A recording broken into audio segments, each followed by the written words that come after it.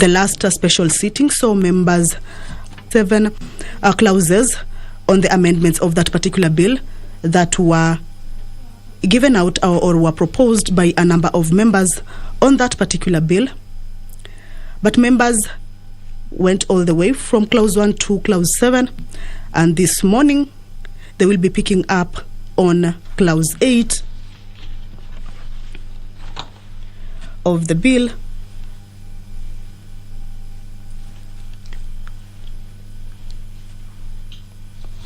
Clause 8 of the bill is to amend the proposed provision by deleting the word 6 and substituting therefore the word 3. This is actually on the issue of the coalition. This broadcast is brought to you by the Parliamentary Broadcasting Unit in conjunction with Kenya Broadcasting Corporation.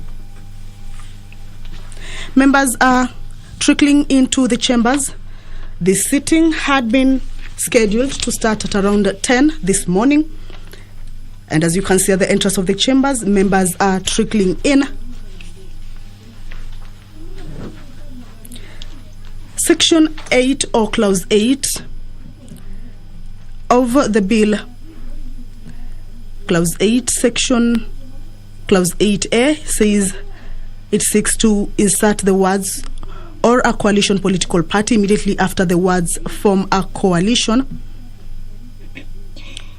This is actually one of the clauses in that particular bill that has brought controversy, or we could call it contentious, with members bringing on board a number of amendments to this particular bill.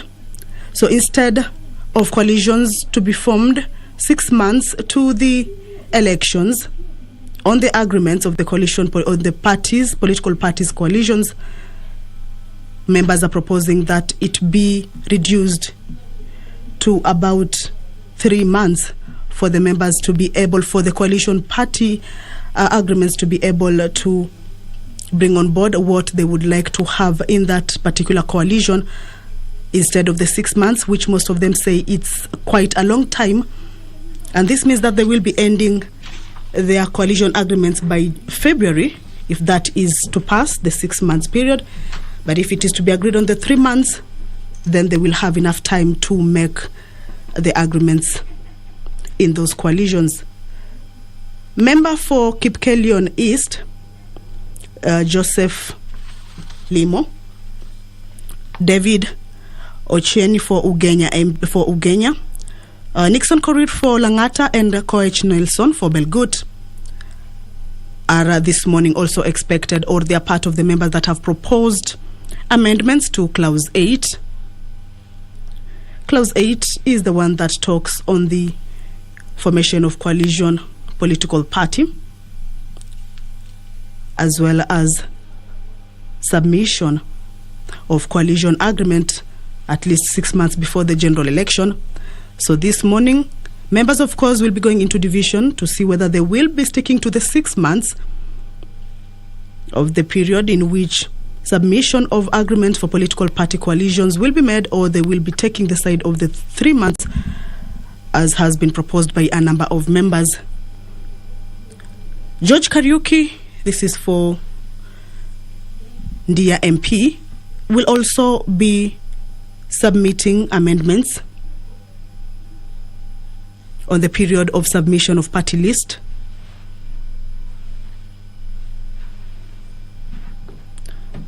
This one seeks to amend from 60 days to about 120 days, but this is again subject to discussion on the floor of the House this morning. We also have Ndindi Nyoro, this is MP for Kiharu. He will be seeking amendments on Clause 11, Clause 12, Clause 13 and 14.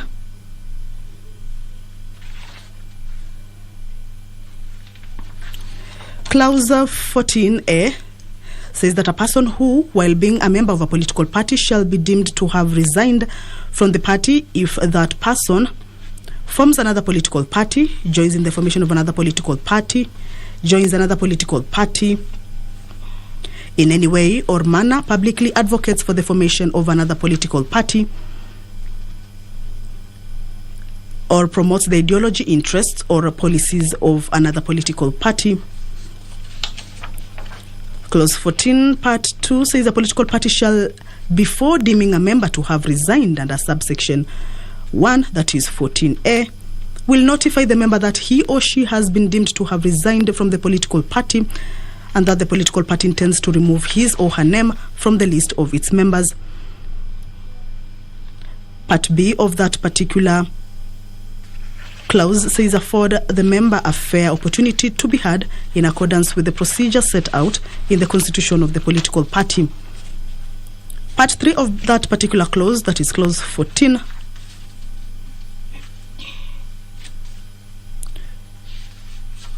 a political party which deems a member to have resigned from the political party shall notify the registrar in writing of the member's resignation and request for the registrar to remove the person's name from the register of members of the political party. And upon the notification under subsection 3, then the registrar may, where the registrar is satisfied that the political party has complied with the procedure, remove the member's name from the register of members of the political party within 7 days of the notification and the notification of member in writing that he or she has ceased to be a member of that political party. Ndindi Nyoro will also be moving amendments on clause 12 of the bill.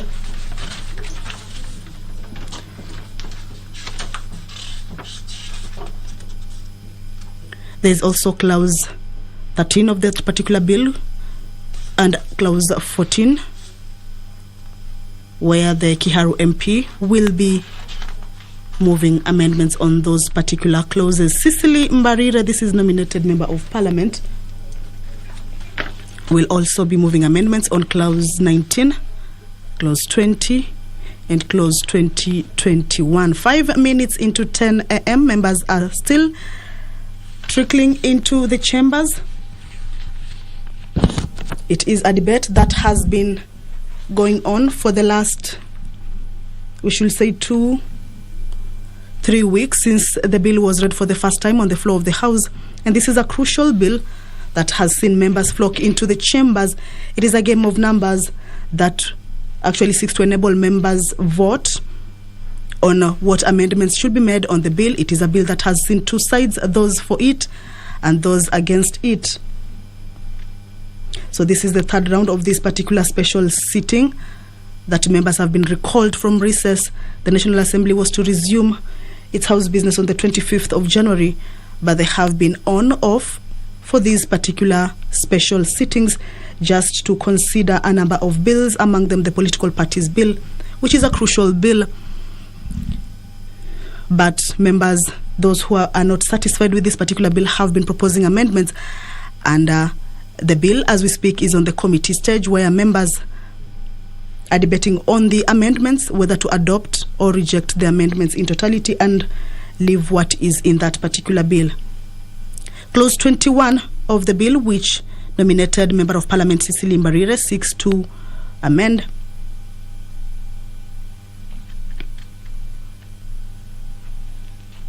says that this is a proposal by the Office of the Registrar of Political Parties, and the amendments are for purposes of clarity, certainty, and to correct a typographical error. Clause 21 of the bill, or rather the amendments, say that Clause 21 of the bill be amended in the proposed new Section 34B by deleting the words "there is established" appearing in Clause 1 and substituting therefore the words "the registrar shall establish" by inserting the words "data" and immediately after the word "parties" appearing in subclauses 2.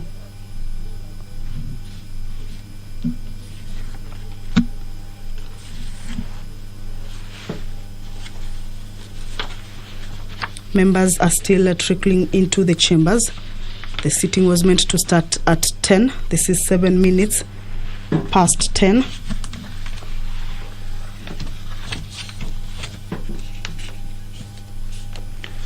The previous two sittings have seen the House divided.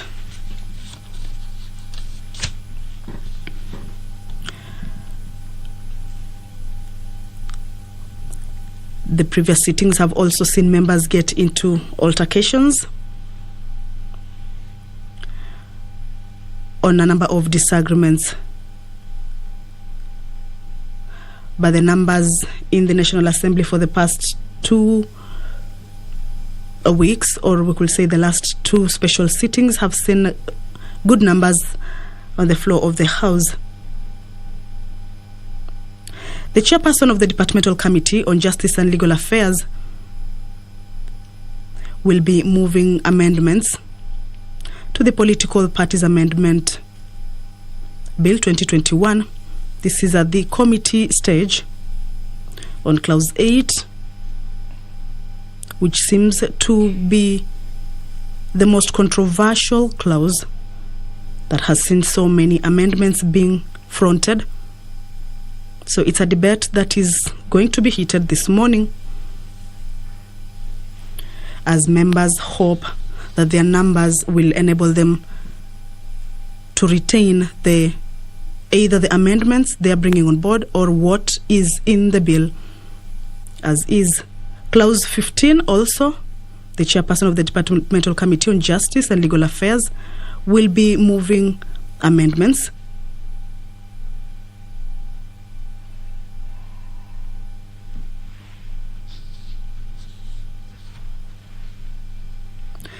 Clause 18 will also be part of the clauses that will be seeing some amendments from the JLAC chairperson. This one seeks to amend by deleting the words 120 and substituting therefore the word 90. Initially it was 60 days. A look at this clause 18. This is a proposal by the Office of the Registrar of Political Parties, the amendment process to align the date of submission by a party of its register of members and statements of assets and liabilities to the registrar with other electoral timelines, including the proposal by the Independent Electoral and Boundaries Commission, where the IEBC has proposed to reduce the period of submission of party membership lists from 120 days, which is what is in the Elections Act 2011, to 90 days. This saves parties and duty bearers from repetition of activities and processes. So Clause 18 will this morning be seeing some amendments being fronted to it. And of course it will require members to go into division to see whether they will be adopting these amendments or they will be rejecting these amendments in totality. Clause 19 of the bill, which is part of what the JLAC has proposed some amendments to it,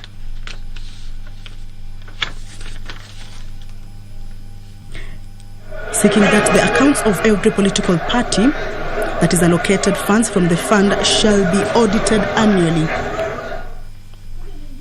by the Auditor General and shall be submitted to the Registrar and tabled in the National Assembly.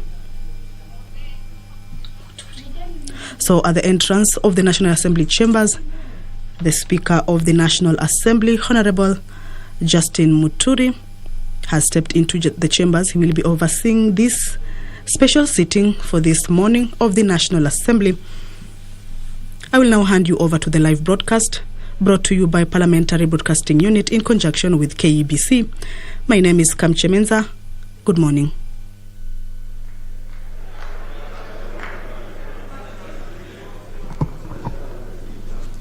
Members, let us pray. Almighty God, who in wisdom and goodness have appointed the office of leaders and parliaments for the welfare of society and the just government of the people, we beseech you to behold with your abundant favor us, your servants, whom you've been pleased to call to the performance of important trusts in this republic. Let your blessings descend upon us here assembled, and grant that we treat and consider all matters that shall come under our deliberation in so just and faithful a manner as to promote your honor and glory, and to advance the peace, prosperity, and welfare of our country and of those whose interests you've committed to our church. Amen.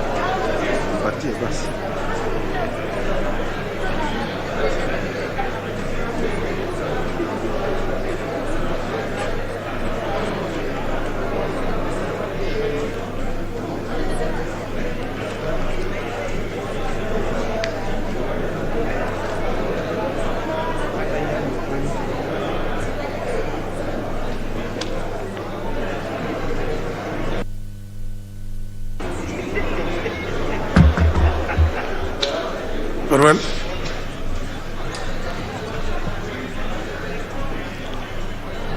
Very well. Proceed.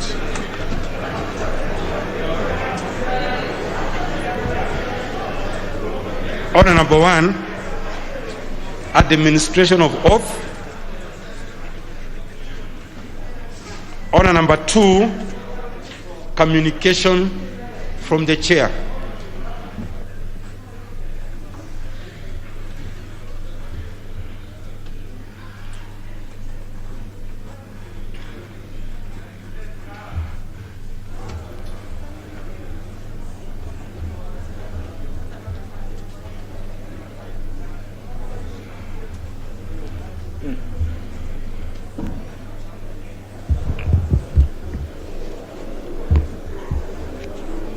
Honour members, I take this opportunity to welcome you to the first special sittings of the House in the year 2022. The special sittings have been convened pursuant to the provisions of Standing Order 29 relating to the procedure for convening of special sittings of the House during recess. Let me also take this opportunity to wish every one of you, your families and the constituents good health, peace and the prosperity in this year 2022. Honour members, I wish to report the House that on the 29th of December 2021, I received a request from the Leader of the Majority Party requesting that the special sittings of the National Assembly be convened on the 5th, 6th and 7th of January 2022 to consider certain urgent business. Other than the preliminary items of business of the House, the urgent business specified in the request by the Leader of the Majority Party included consideration in Committee of the Whole House and third reading of the Political Parties Amendment Bill, National Assembly Bill number 56 of 2021, starting from Clause 8, and second reading, Committee of the Whole House, and third reading of the Public Procurement and Asset Disposal Amendment Bill, National Assembly Bill number 32 of 2021. Honour members, having taken cognizance of the urgency of the business so specified, I acceded to the request to convene special sittings of the House today, Wednesday 5th, tomorrow, Thursday 6th, and Friday 7th January 2022, commencing at 10 a.m. in the case of the morning sittings and 2:30 p.m. for the afternoon sittings. Consequently, and in keeping with the requirements of Standing Order 29, I did gazette the said special sittings of the House via the Gazette Notice number 14275, dated 31st December 2021. In this regard, special sittings of the House today, Wednesday 5th, tomorrow, Thursday 6th, and Friday 7th of January 2022 are properly convened. Honourable members, let me resume my seat to allow the members at the door to make their way in. Please do it quickly.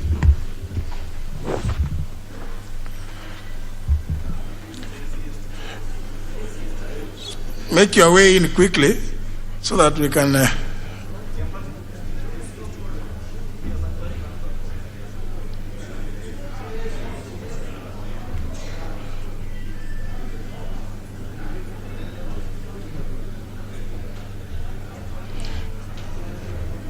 Looks like there are some members are more keen on logging in than... Honourable members, just make you can go and log in later. I'm aware that some of you log in and disappear. So just make your way in if you intend to show yourself in as having been in the house. I'll ignore the member who appears to be very busy on his phone from the villagers. I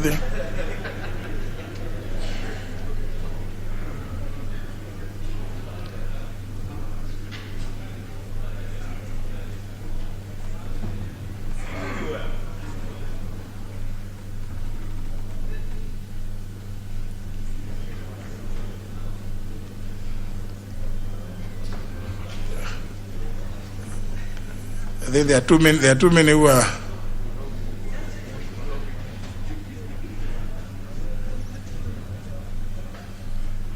Those of you who are making your way in, you run if you don't come in, you run the risk of having to stand there until I finish this communication.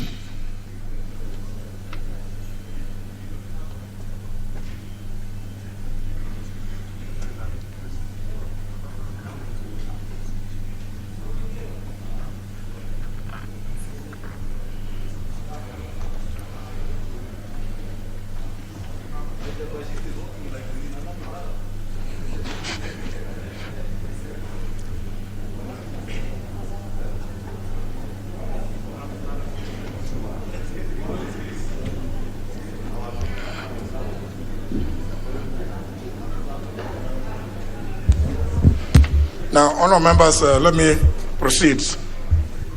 Honourable members, the business to be transacted by the House during the special sittings is as specified in the Gazette notice I've referred to, and indeed, as also notified to our members and the public by way of the newspaper notifications published by the Clerk of the National Assembly on the 31st of December 2021 and on 3rd January 2022. Further, as notified in the said Gazette, if need arises, the sittings during the said days, being special ones, may automatically extend until conclusion of the business specified in the Gazette without a member having to move a motion under Standing Order number 30, paragraph A.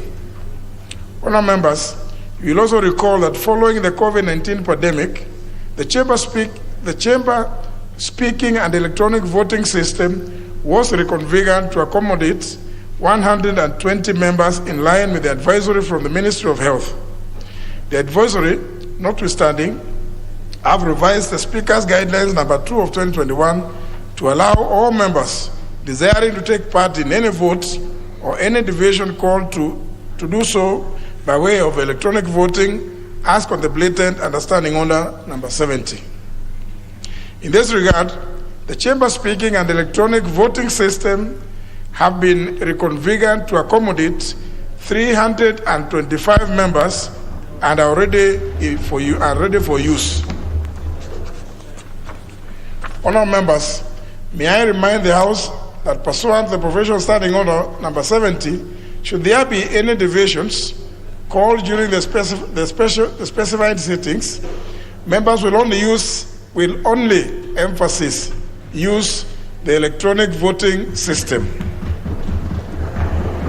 Therefore, as notified on 3rd of January 2022, I hope members who may have misplaced their voting cards have obtained replacements. Those who haven't are hereby asked to do so, since the replacements exercise will continue throughout the special sittings.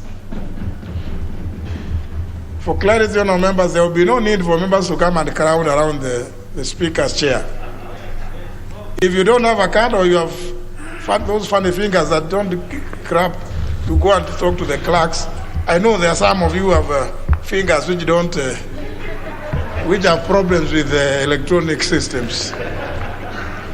But you do what you do, you'll have to comply with it as you do in airports, in other jurisdictions when you travel. Don't come to say that your fingers have some peculiar problems from the village. Even if it is a family problem, please don't bring it here. Further, honourable members, I've also allowed the clerk to publish supplementary order papers for the morning and afternoon sittings of today, Wednesday, January 5th, 2022, to accommodate the leader of the majority party and 3 other honourable members who submitted additional proposed amendments just a few minutes past the 24-hour deadline as stipulated under Standing Order 133, subsection 2. Honourable members, as indicated by the Deputy Speaker during the last special sittings of the House, it is unusual for the Speaker not to preside over the commencement part of any sitting of the House, save for the ordinary morning sittings. Indeed, as notified by the Deputy Speaker, my absence from the House was as a result of a minor accident which happened during my usual duties in the office. Thank you. I ended up with a right hand upper arm fracture and injury to tendons. I sought medical attention and was advised to recuperate away from the office after undergoing a surgery. I've since been recuperating well and I'm getting better each day. Unfortunately, the pain has been persistent and I am still wearing part of the shoulder support mechanism. I will preside during the first part of the special sitting, as is our usual practice, and thereafter retreat to my chambers. I will obviously be unable to extend my right hand for greetings in view of that surgery. It's just to request you, honourable members, to just be satisfied with me waving at you, or with the left hand. Having stated that, I humbly request honourable members to refrain from consulting me while at the chair, since I will be available in my chambers for any urgent consultations. Honourable members, I sincerely thank the Deputy Speaker and the members of the Chairperson's panel for ably taking up part of my duties during the absence and constant consultations we've had. I also thank each and every one of you, and indeed all Kenyans, for your prayers and goodwill messages, which I kept receiving. Honourable members, as we transact the important business before the House during the special sittings, I urge all of members of this august House to conduct themselves with patience and decorum. You will also agree with me that legislative business is largely about genuine debate and persuasion. At the end of it all, as indeed guided by the old parliamentary dictum, in a democracy, the minority will have their say and the majority will always have their way. It is unacceptable for either side to apply unfair means to deny the other from fulfilling their part. In this regard, even though you may disagree with one another, or in the case of defeats or wins by any side to any vote or decision, it is important to keep in mind that we are all state officers and people's representatives who would conduct themselves with the highest standards and decorum. The House is accordingly guided, and I urge you, honourable members, since debate on the first business was concluded in second reading, and I want to confirm that I have participated in the consultation that resulted in the very limited contributions by movers of proposed amendments to merely explain the purpose and purport of their proposed amendments, have one or two members second or disagree, and then put the matter to vote on our members. I thank you, all of you, honourable members. Thank you.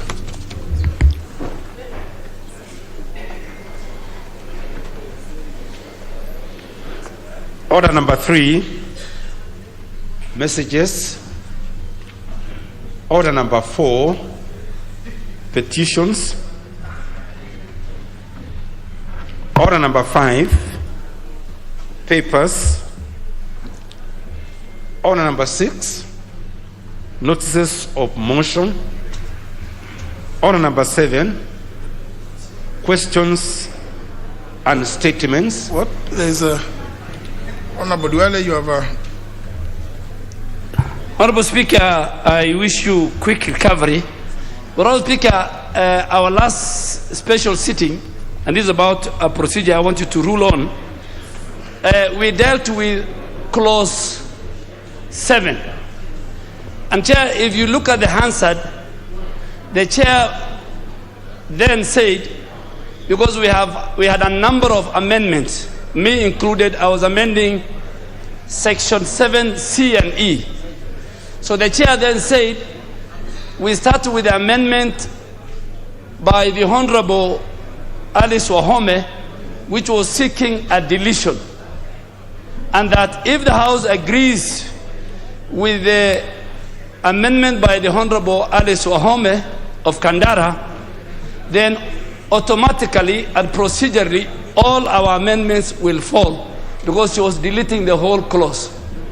But the situation now is that the House disagreed with Honorable Alice Wahome in as far as her amendment, which was deleting clause 7. By the House disagreeing with Honorable Alice Wahome, it automatically means that now clause 7 is in the bill. Mr. Speaker, I expected, because I participated in the Committee of the Whole House for the last 14 years, I expected in that scenario, then those of us who had amendments to certain sections of clause 7 had an opportunity to execute our amendments. But to my shock, I'm seeing in the order paper, we are beginning with the clause 8. With the clause 8. So, Mr. Speaker, in that kind of a scenario, because I've said if Honorable Alice Wahome's amendment could have been carried by the House and clause 7 is deleted, then all of us who had amendments to sections within clause 7, we had no opportunity because the clause is not existing. But now we have a situation where clause 7, Alice Wahome's amendment has been rejected by the House, both in terms of her amendment and even in terms of the global question. So procedurally, Mr. Speaker, then an Honorable Omelele, I think, or Honorable Mariru said, he said that it's unanswered, that if Honorable Alice Wahome's amendment is carried, all the other amendments of other members will drop. Now the situation is Alice Wahome's amendment has been rejected by the House. So procedurally, I am here this morning as a member for Garissa Township to execute my amendment dealing with clause C and E. So, Mr. Speaker, and I spoke last night, when I saw it, I spoke to the staff of the clerk. So I need your guidance so that procedurally, I think the order paper should have started with clause 7 and our amendment, and I think I'm not the only one. I look at the order paper. So, Mr. Speaker, I need your guidance on that. That's only basically on procedure. I thought are we dealing with this preliminary issue? Honorable Kajuan.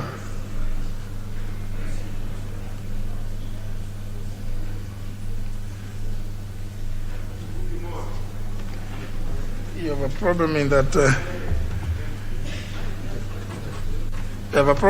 I am not able to extend the right hand. To extend the right hand as I should. Mr. Speaker, sir, good morning. We are all excited to have you presiding over this session. Mr. Speaker, sir, Honorable Duale, member for Garissa Town, raises a pertinent issue and requests for your direction on the matter. But even as you think through to give directions on the matter, may I add that a few things happened on that day that are important to think through. The Hansard, when you retire and look at the Hansard, will show that it is true that Honorable Alice Wahome's amendment were negatived. And I'm speaking as the Vice Chair of the committee that was prosecuting those amendments. It was negatived. She was seeking the deletion, and ordinarily it would have worked. I have been in the panel, and so I know something about that. Ordinarily, then the other movers of the amendments would have then rose in their places to execute the amendments. But soon after Alice Wahome's amendments were dropped, we went to the global question. The Hansard will show you that very clear. We went to the global question, and it was put and acceded to by a majority.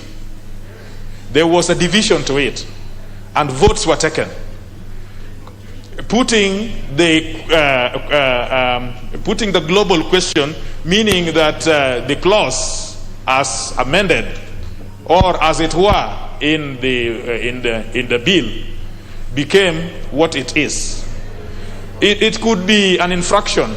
It is true that it could be an infraction of the procedure, because one would have thought that Honorable Duale and other people who had amendments would have prosecuted the amendments. But the House proceeded in the manner in which we were constituted. As you know, it was a very interesting House that day. So whatever happened, the issue was that a global question was put. That question was acceded to, and there was a division to it, and the division was overwhelmingly by a vote carried. So I understand and I feel Honorable Duale where he finds himself, but the question that you'd want to put through is now how to clamp back and open a vote that the House has taken on an issue. Because as you know, Mr. Speaker, the House on a vote decides an issue. And yes, procedurally, one or two things are bound to happen or not happen. But once a House has taken a decision on something, especially when a division has been taken on an issue, you will want to think through how you want to clamp back on that. The second thing, and the last one, is that soon after, Honorable Murugara, I'm sure the Speaker will recognize your presence. But the second thing and the last one, immediately after that happened, a section of members decided to leave the chamber in the middle of a division, which so as far as 107 is concerned, it's actually a gross disorder. But anyway, they somehow managed to overwhelm the sergeants and opened the doors, opened the bar, and opened the doors and left the chamber. And after that, a lot of procedures were taken procedurally. The House the House in committee was reported to the the committee was reported to the House, and votes were taken. And it was not a vote by a section of people; it was a vote by the whole House. And there were dissensions, the nays and the ayes. So the question you want to reflect upon, Mr. Speaker, this morning, other than what Honorable Duale has said, is how then would a Speaker be able to open back and clamp back on decisions which have been validly taken by the House, knowing that the decisions of the House are valid. The Constitution says that the decisions are valid, notwithstanding infractions of procedure. And I think that must be in, I think, again, 108 or 107 of the Constitution of Kenya. I thank you, Mr. Speaker. Honorable Murugara.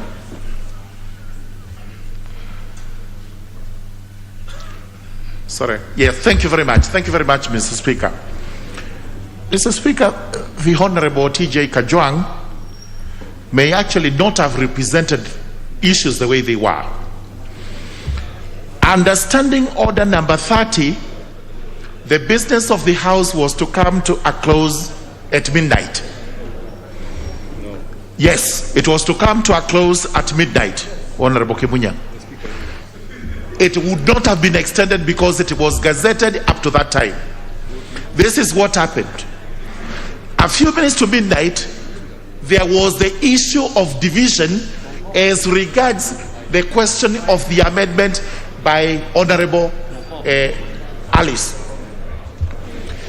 And the Speaker rightly read Standing Order number 30, Sub-Order 5. And they said the House cannot rise at the present moment because there is a division in the progress. Therefore, the extension past midnight was purely to ensure that the division was concluded. After the division was concluded and the vote was read out, that was the end of the business of that particular day. If the House proceeded to do anything else outside that division, then it was outside the standing orders and it was not procedural. And therefore, the Honorable Duale is right to say the issue of amendment by Honorable Alice was actually concluded through a division. After that, the House should have rose so that the rest of the amendments would be canvassed on the next sitting. If anything was not done that way, it is an procedural, and Honorable Speaker, you have to revisit, think about it, and give us a proper direction. Thank you, Honorable Speaker. Honorable, let me hear Honorable Junet.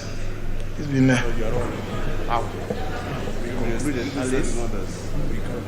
I'll hear a few of you.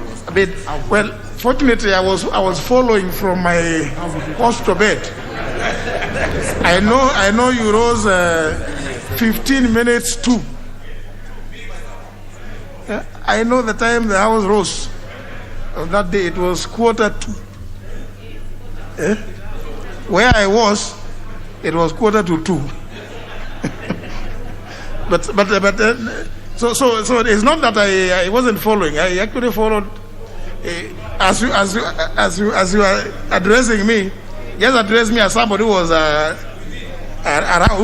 with you, but not on the chair. Honorable Junet.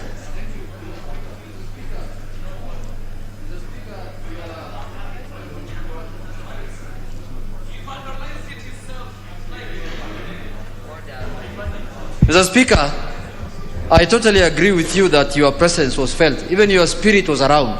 We could feel it in the chamber that you are watching. Having said, Mr. Speaker, the issue that has been raised by Honorable Duale is a valid issue. But, Mr. Speaker, as put well by Honorable Kajwang, Mr. Speaker, the issue was put to a vote. The amendment of Honorable Alice, and there was a division. And as Honorable Murungara said, the Speaker ruled that if there is a division, the House will continue past the time it was supposed to rise. But, Mr. Speaker, when we finished that division and the vote was counted and declared here, Mr. Speaker, there were no members to move the amendments. Honorable Duale had gone to bed by midnight. You know, he's a Muslim. He doesn't spend outside his house. I know him. He's a very loyal husband. I know him, Mr. Speaker. He left here and no one is there to move his amendment. The other members who are here, no one is there. No, you cannot move somebody's amendment. Amendment belongs to the owner. So, Mr. Speaker, the Speaker had no other option, Honorable Soipan, but to put the global question now. Mr. Speaker, you can't wake up people from their homes to come and move the amendment. So, Mr. Speaker, the global question was put, and the question was carried, Mr. Speaker, by acclamation. Fortunately, the whole of that day, that was the only question that had no division, Mr. Speaker, because there were no members who asked for division. So, Mr. Speaker, in my view, you have ruled, only Sankoko, Mr. Speaker, you have ruled many times in this House. If a member is not available to move his or her amendment, the amendment stands dropped, Mr. Speaker. You have ruled it many times. So, Mr. Speaker, in my view, I think we have serious business ahead of us. We should not, we should limit our time. But Mr. Speaker, this is a matter that I want to put to your attention. I know you are aware, you have been watching it, you know what has gone through. Mr. Speaker, it is an issue of members not being present to move the amendment. That's all, Mr. Speaker. Thank you. Now, let me hear a lady, Honorable Wanga. Thank you, Honorable Speaker. Honorable Speaker, the issue that has been raised by Honorable Duale now, he should have raised it on the night that we were here before the global question was put. You know, Honorable Speaker, to be honest, and you are following, when we finished on Honorable Alice's amendment, we went ahead, the chair went ahead to put the global question. Honorable Duale was here. All those other people were here. Nobody rose in their place to say that the global question has been put, yet my own amendment has not been addressed. So, Honorable Speaker, for Honorable Duale to rise now, he is many, many hours late because the global question was put and executed. And in any case, as Honorable TJ said, the members that are rising in their place lost the right because they were grossly disorderly by opening the bar and leaving in the middle of a division. Honorable Speaker, that was grossly disorderly. And in fact, to come back and raise that issue when they actually left the house in the middle of a division against the standing orders is really out of place. So Honorable Duale and the other members who had amendments should have raised this issue before the global question was put. But now, after Honorable Alice's amendment was prosecuted and defeated, the chair went ahead to put the global question that clause 7 be part of the bill. They remained here, they voted here, they voted against it, and then they left in the middle of the division, and then they come back and say, we had amendments to clause 7.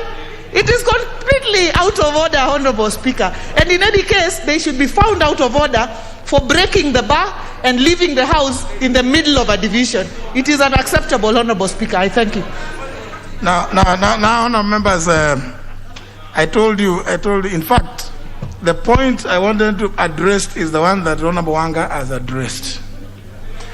After concluding the first division on the amendment proposed by the Honorable Alice Wahome, having been defeated, what then remained was for any other member, since now the clause was there, and the next thing that the chair would do would be to now put the global question for it to be part of the bill.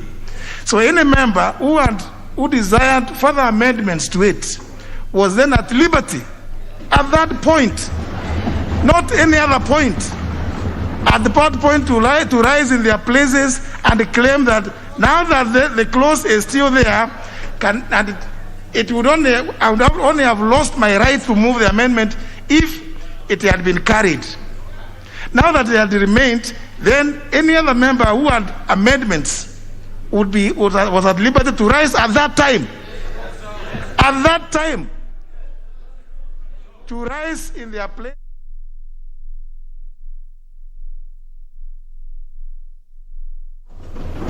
That is, don't forget, honour members, even at the global question, I told you, please, on matters of fact, also, don't just say no because you think it is fashionable to say no.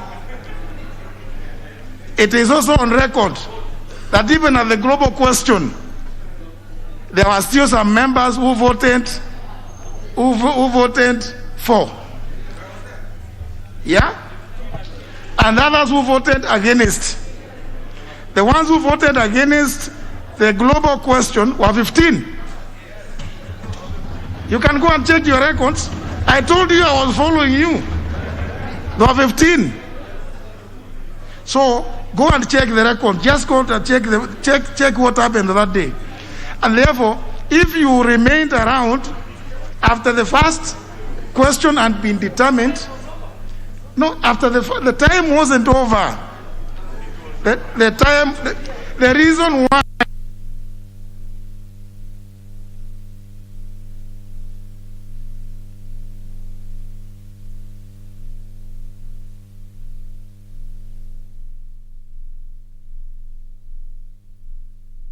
happened that the chairperson actually drew your attention to the provisions of Standing Order 30 clause 5, that in the middle of a division, and the honorable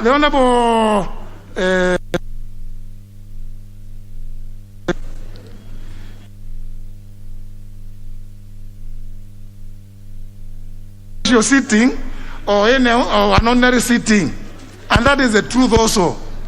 It is called a sitting.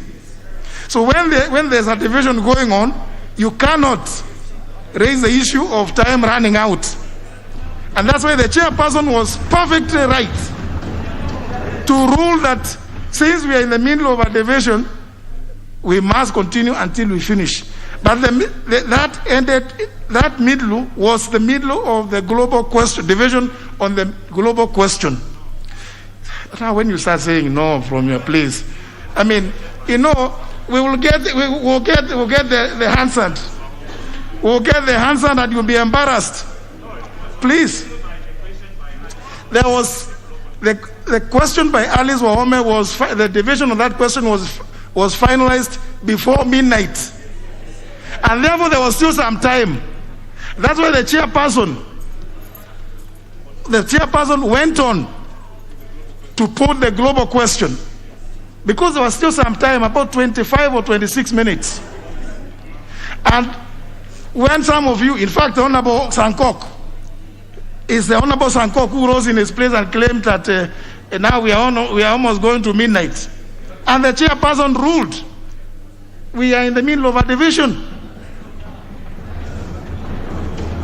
Some of you seem to forget when you go for weekends. Don't get contaminated with what happens over weekends.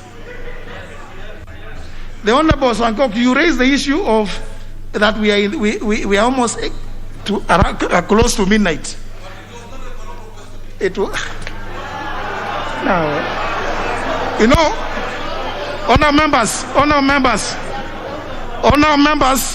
Honor members, because now we must restore order in this house. Can I get the answer?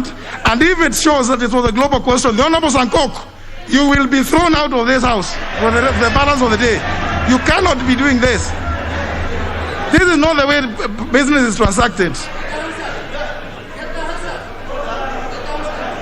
Can I get the answer? It was. You cannot.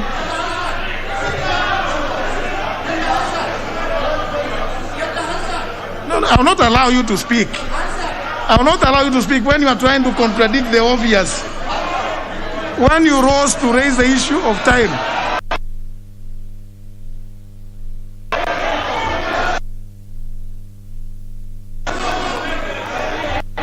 Honour members, it was. Yes, it is the truth. The facts are there. It's being checked. So please don't just say it wasn't. Yet you know.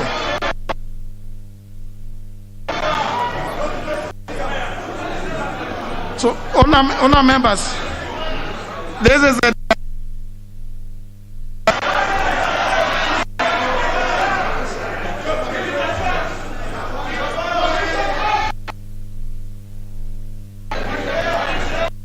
honor members.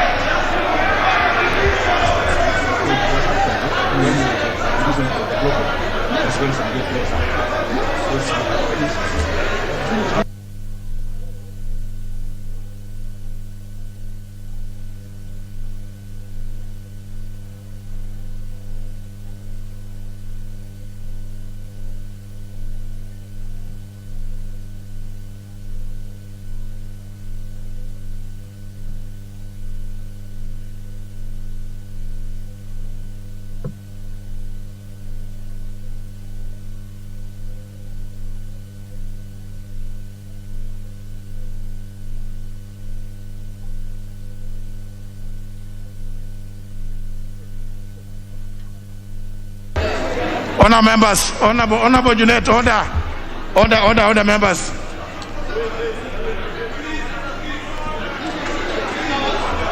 Order, members.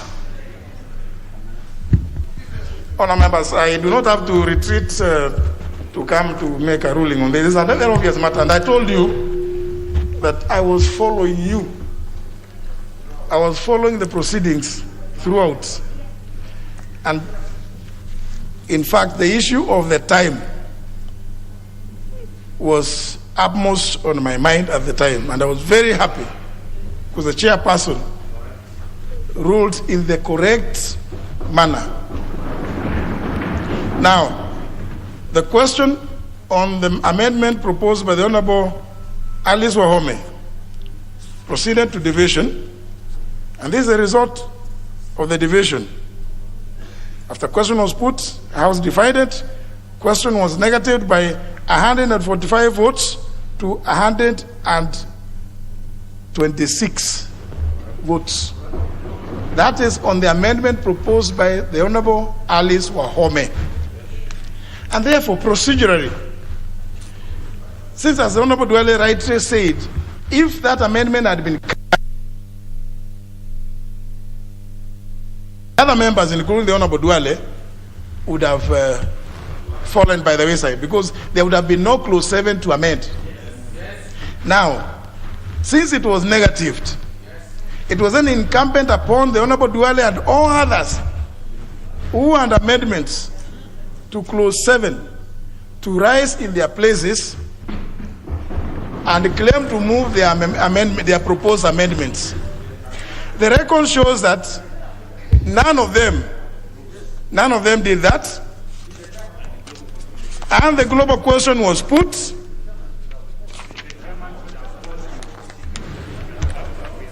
If you see it on your right, even equity does not help the indolent, because they proceeded to even ring the division bell for the global question.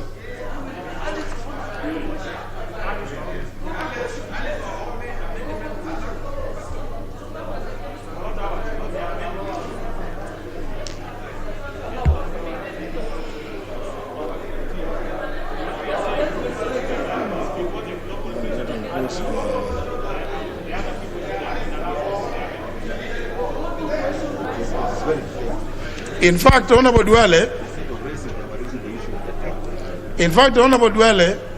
the record shows you to have been one of the members who was raised the issue of time.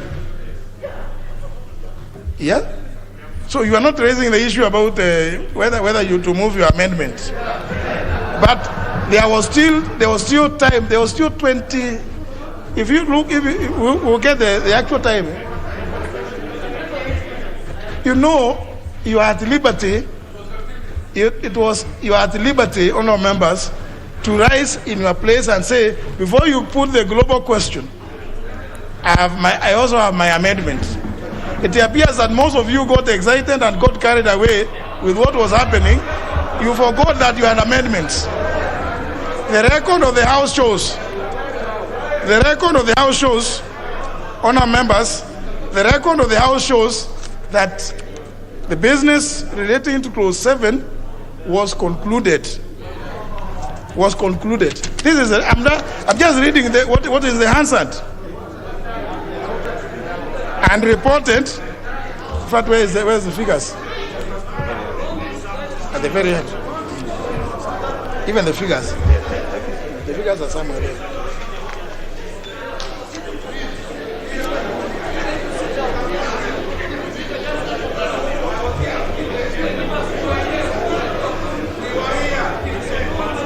Honour members, exactly. This is a record. The nays 15, the ayes 142. The net result, clause 7 is part of the bill. The ayes had it. So clause 7 is part of the bill. Honourable members, it will not be open to the speaker.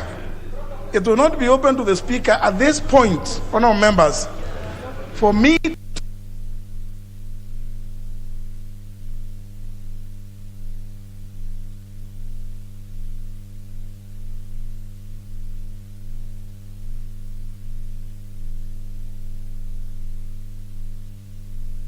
All I would want to ask you is, please, whatever happens, just if you have an amendment, just Honorable Sankok, you know, since the House has already determined this, should you at some point, don't raise your hand up, Honorable Sankok, because I will not allow you to say anything on this. Because first of all, you are trying to deny the obvious. Now, if you feel that there is something that you need to do procedurally, at the close, you can apply for recometo. But the speaker cannot be the one now to resurrect any proposed amendments that were not moved. Because the speaker would be assuming a power that he doesn't have. So, Honorable Duale and other members who may have, because I don't know how many had also amendments, you will be at liberty to apply for recometo, which application or request will be subjected to the usual parliamentary processes. Yeah? Because the House has to agree to the recometo or not agree. So the Speaker cannot be the one used to now to reopen that bit. So you still have a right. You still have a right, Honorable Duale and the others who had amendments to clause 7 to apply for recometo. Because in any event, the decision to recommit will be by the same House, which will either carry the amendment or not carry it. And I think it's a better way, it's a safer way, it's a neater way, as opposed to getting the Speaker now coming into the way to come and invalidate a vote that has already been taken. So, Honorable Duale, you are right, which you appear to have sat on or to have forgotten on that day, is not lost entirely. It is not lost entirely because you still have the opportunity to apply for recometo. That will be procedurally the best way to go about it. So, honourable members, let us now move away from the procedure, from the preliminary issues, and move to business. Order number 8, Committee of the Whole House. No. What are these points of orders, please? No.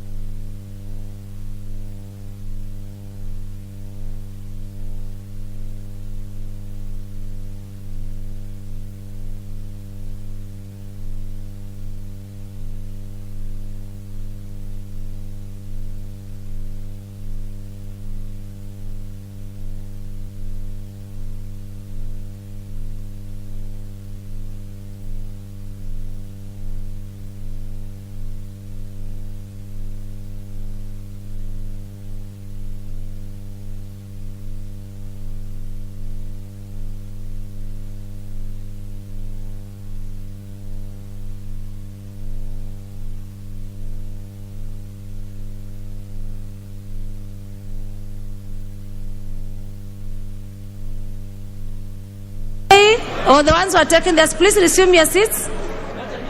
Order, members. Order, order. Order, order, order. Order, members.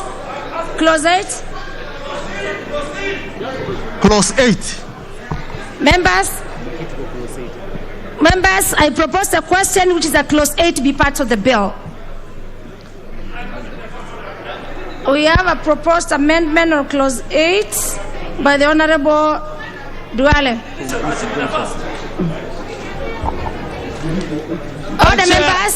Order members, so that we do not say we did not know the import of the proposed amendment. Please give time to Honorable Duale to move his amendment. And Honorable Duale must be heard. Honorable Duale, please move your proposed amendment on clause 8. And Chair, you must say that if my amendment is defeated, then both at the first stage and at the global, then the other members will have theirs. But if mine is carried, then it falls. I think that you need to make it clear. Honorable Duale, please move your amendment. We know the procedure. No, you better say but it. Don't assume. Why are you assuming your amendment is going to be defeated? No, I'm just saying you must make it clear. You must make it clear because there are many people who have amendments to this. So, Chair, you need to make it clear the way your predecessor did it when we were there last time.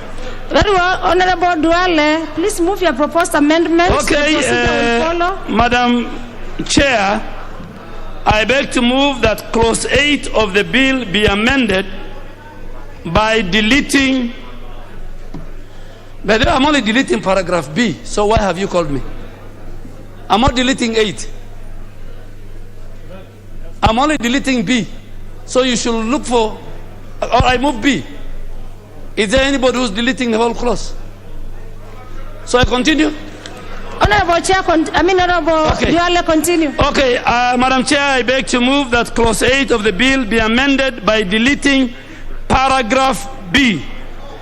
Madam Chair, clause 8, paragraph B of this bill provides that in the case of a coalition political party, the coalition political parties shall submit the coalition agreement at least 6 months before a general election.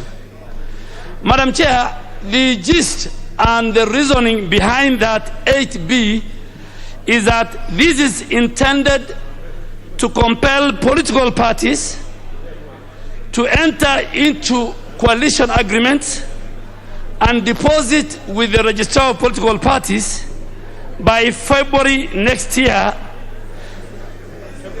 By February.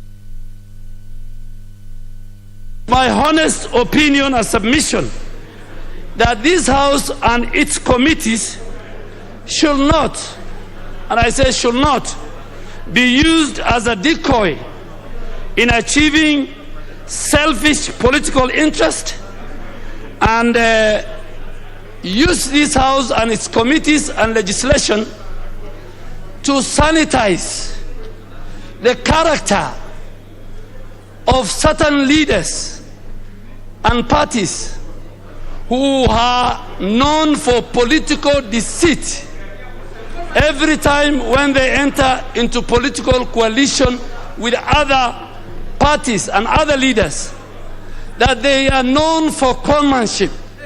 And now for them to be accepted and for them to win the next general election, they want to tell the country that we are not the people you knew before.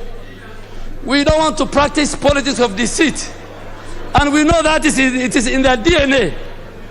Madam Chair, legislation should not be used to sanitize the character and the personality of certain leaders who, when they formed CORD and NASA, they have used parties and leaders for conmanship, for deceitful. What will change? Their DNA will not change. Madam Chair, this should not be allowed. We should not allow people. We want people to go to the people of Kenya, form honest coalitions, and they should not be allowed, and I said it, to use this floor and the committees of this House to fix. Madam Chair, the member for Ruaraka. Honorable Duale, don't listen to other members. Please prosecute your Yes, reports. I'm about to finish. The member for Ruaraka, we are not in Uhuru Park where you saw in a certain character. No. Honorable Duale, Honorable Duale. Yes. Honorable Duale, please let us be relevant. I will be hard. I will be Please be relevant so that we can make progress. In conclusion, Madam Chair, Clause 8 is mischievous. Clause 8 is being used by dishonest leaders as a decoy to achieve political interests. Very well. And my chair, my proposal to delete is based on that. Very well. And I ask the House to agree with me. Very well. Very well. With that import, nothing is out of order. No. The honourable member, we have not proposed a question to be an asset of the House. Members, with that import of the proposed amendment from Honourable Duale, I move to propose the question, which is that Clause 8B be part of the bill. Be amended as proposed. I put the question to members, which is that Clause 8B.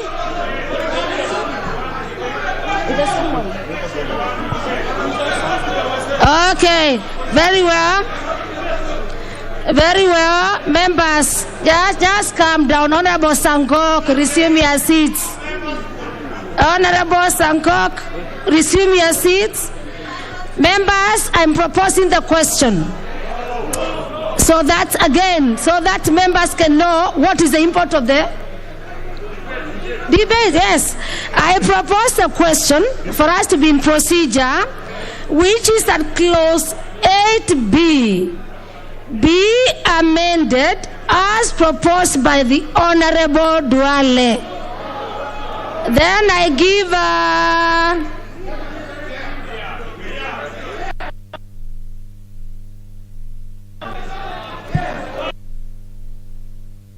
let me start with the leader of majority.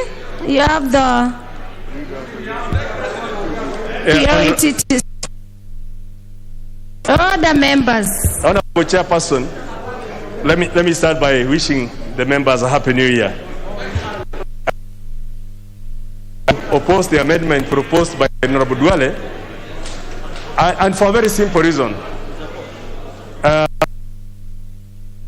Admitting and accepting the issue of coalition parties are here to stay, and nobody is objecting. The other coalition within the other framework, apart from being a political party, there is a timeline that they must submit their coalition agreement within 3 months if it's a pre-coalition, if it's a pre-election coalition, and within 21 days if it's a post-electoral coalition. Now, for a political party, which is different from the general coalition, we also need to have a timeline when the political coalition party agreement must also be submitted for the general information of the public, of the voters, of the members, so that everyone knows that this is what is contained within this coalition to avoid surprises coming out. And this is something that is consistent with what we must do with every coalition. So by deleting this provision in 8B, when we did, as proposed by Honorable Duale, it means political parties will form a political party coalition, a coalition party, but without any responsibility to lodge that agreement with the registrar. So that agreement will only be in some office somewhere, and the public will never get to know. It's a very mischievous thing, and hence we must defeat it and allow the issue of the political parties in this era of transparency, which some people don't believe in. In this era of transparency, we must ensure that every agreement that's entered by a political party is officially lodged with the registrar of political parties so that every Kenyan can know what's in that agreement. So we must oppose any deletion to that provision. All right. Let me get the member for Lungari, the Honorable Safula. Thank you, Madam Chair. Madam Chair, I rise to oppose the proposed amendment by Honorable Duale on the following grounds. The Register of Political Parties is an office that regulates political parties. A coalition will be part and parcel of those regulations. We have to follow the IBC timelines. That's why we had proposed that we put their timelines of 6 months. But because we don't have enough time to the next general election, I was at the committee of JLAC and proposed we reduce the timelines from 6 months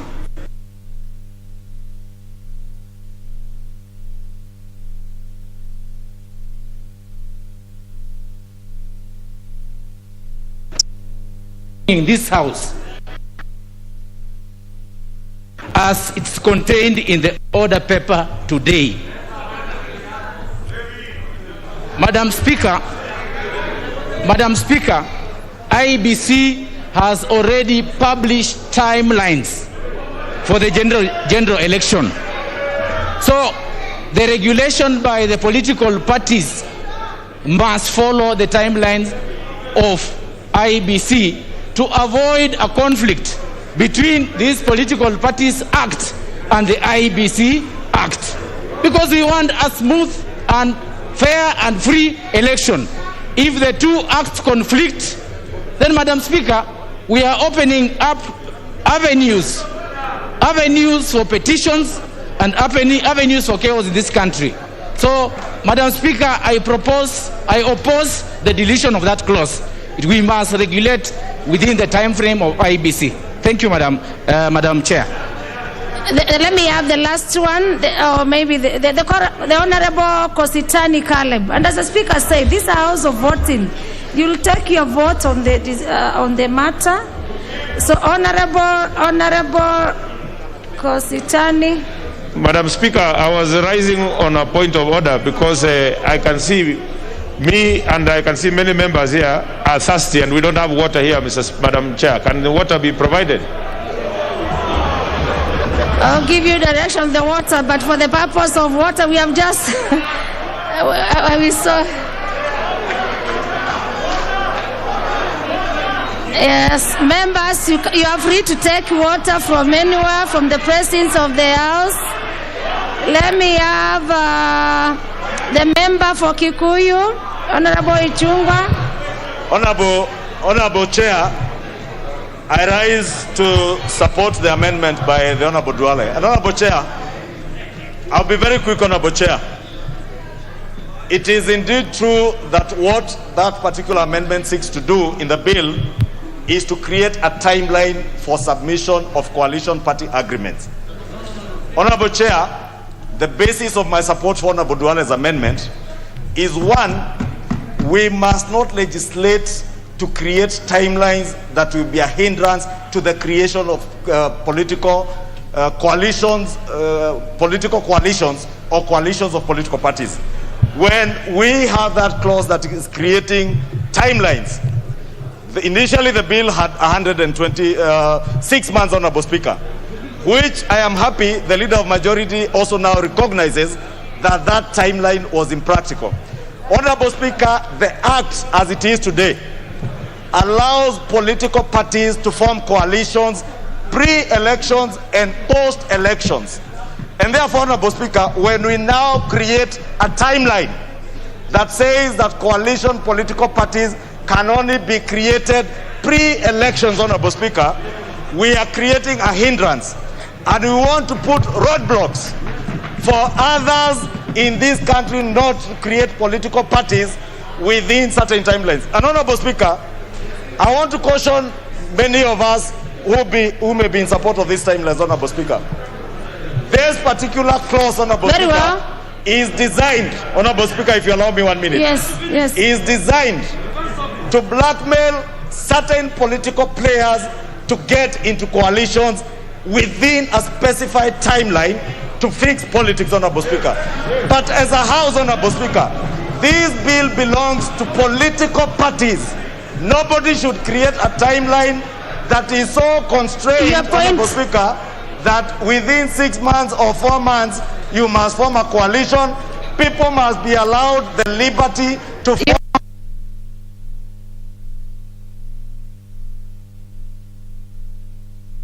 The deputy member for, and then I put the question. Member for Kadiani. I put the question. Then with the member, he's left his card. Let me have Junet, Honorable Junet. The member for Kadiani has left his card. Chair, you see, let us not mislead people. Chair, coalition making laws are already in existence. If today we want to do a coalition, there is a law that guides on how we shall do coalition. What this bill is trying to do is to make it better. It is today. Okay. NASA was there, code was there, there will be another coalition, there will be many coalitions that will come. This is an amendment that we are going to oppose, Madam Speaker, and we are going to say no. Members, allow now me put the question to clause 8B. Order, members. Order.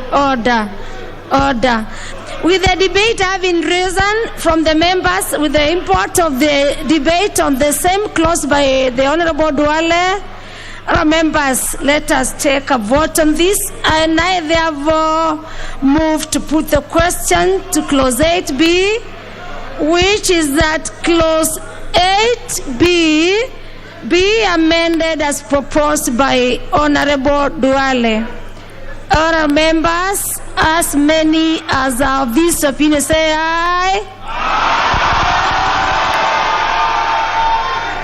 And as many as of a contrary opinion, say nay.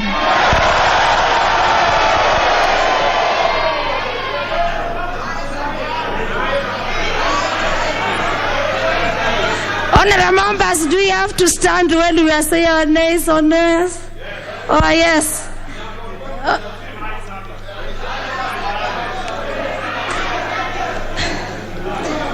Let me clear, of course, let me clear, and for clarity, I want to put the question again.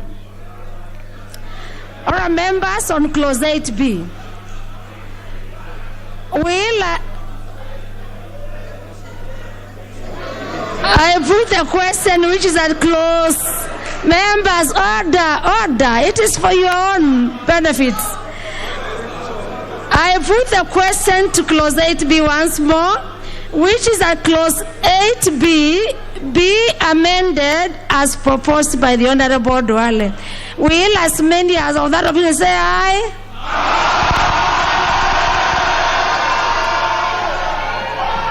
And as many as of a contrary opinion say nay.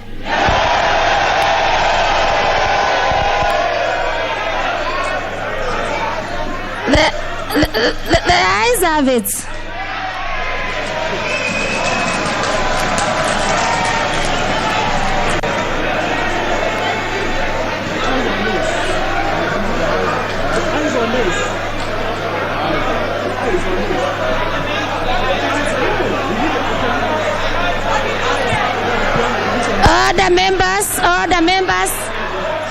Order members. I confirm that we have the members to call for a division. We have the numbers to call for a division. And this is to make a clarification for our numbers. So I call upon the division bell to be rung. I order the division bell to be rung for 5 minutes. 5 minutes.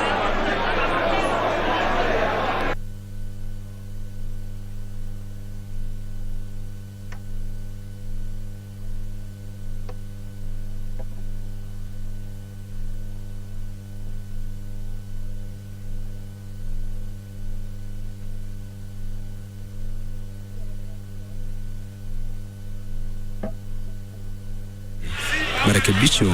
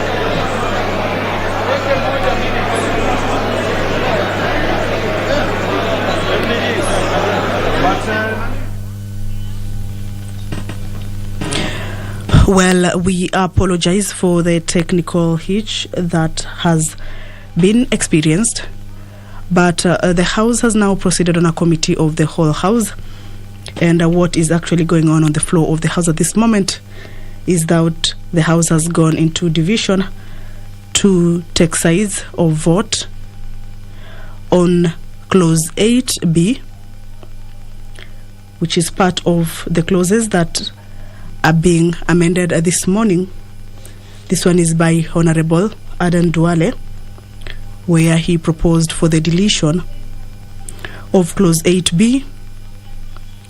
Clause 8B is on the timelines, political parties coalition agreements timelines, whereby the bill proposed that it should be done within 6 months to elections.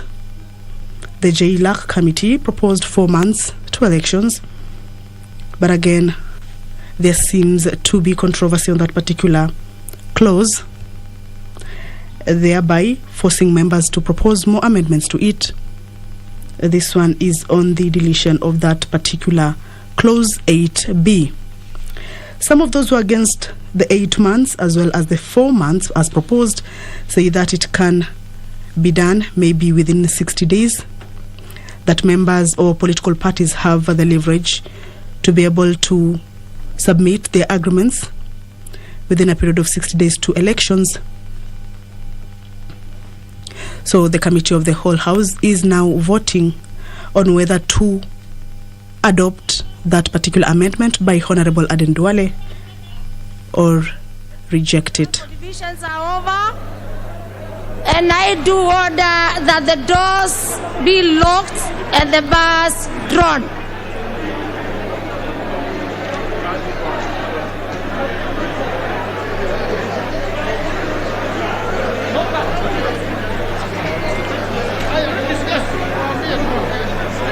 The doors be locked and the bars be withdrawn.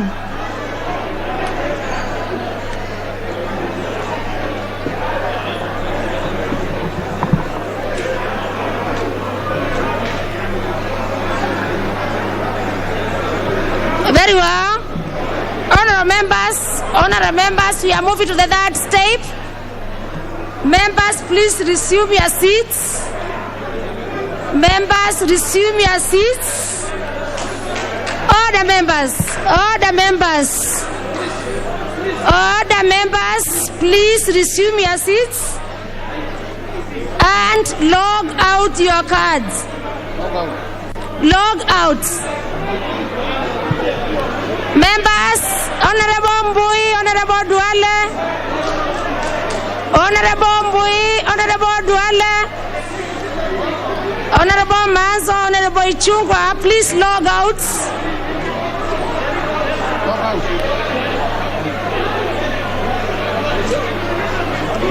Members logging out, I mean remove your cards from your units. Remove your cards from the units.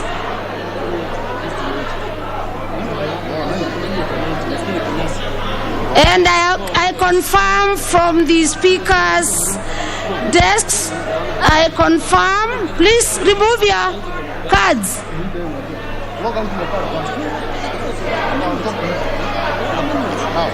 Members, order members. Log out by removing your cards from the units.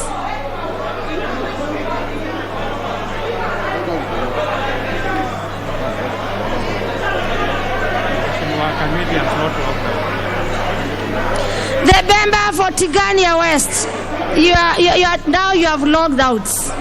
Members logging out means you remove your cards from the units.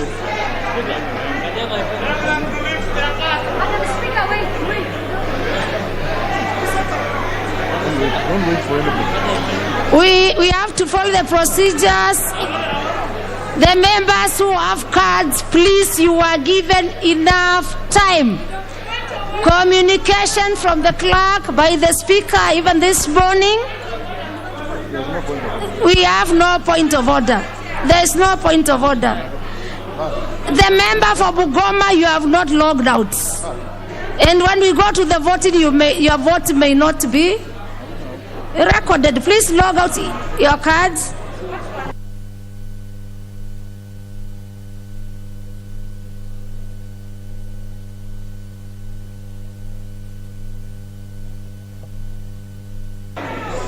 Are you able to tell who did we can call them out by names? Wanataka wote? Madam Chair.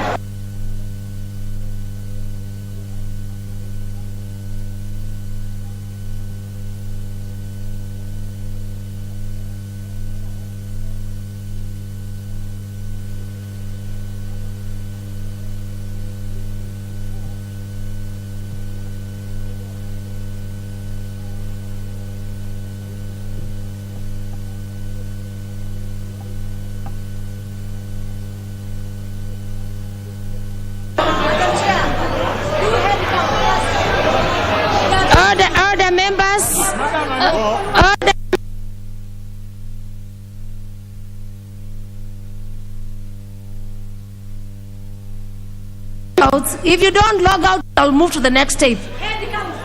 Madam Chair, I hope that people are not sending their cards here if they are not here.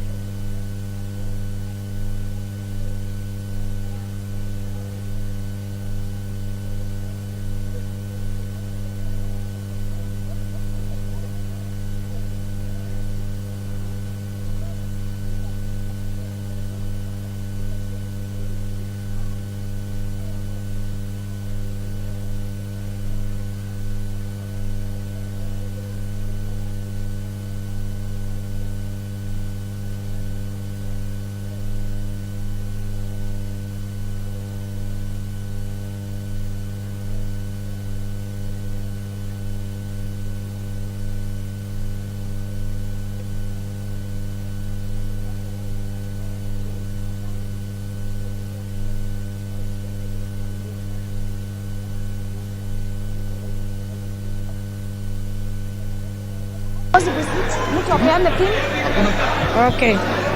Order members, order members, order members. Please log in your cards.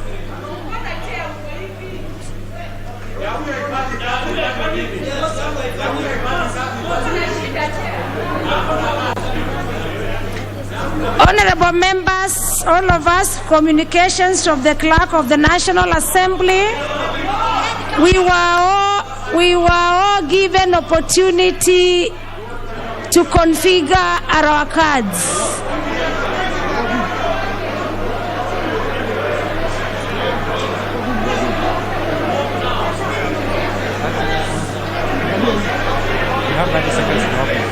Honorable members, you have 30 seconds to log in. 30 seconds to log in. Please, 30 seconds. I'm aware of cases of members who feel that some could have given the pins, some are carrying for others, but please log in. This will be established also from the members who have already put their attendance login. Order members.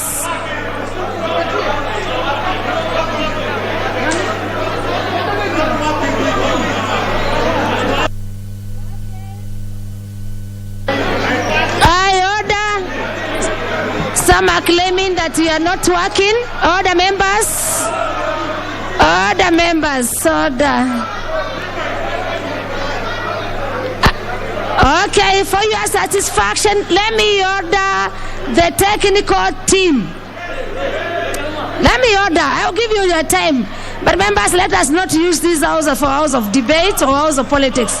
I order the technical team to check on the cards and to ensure that all cards are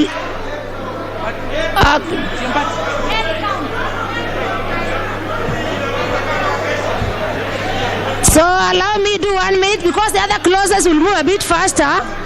Just that 1 minute to ensure that with this clause 8B that you've done the right thing and members will not rise on their feet to claim that their cards are not. Please, I order the technical team. And I take 1 minute, then I will start the...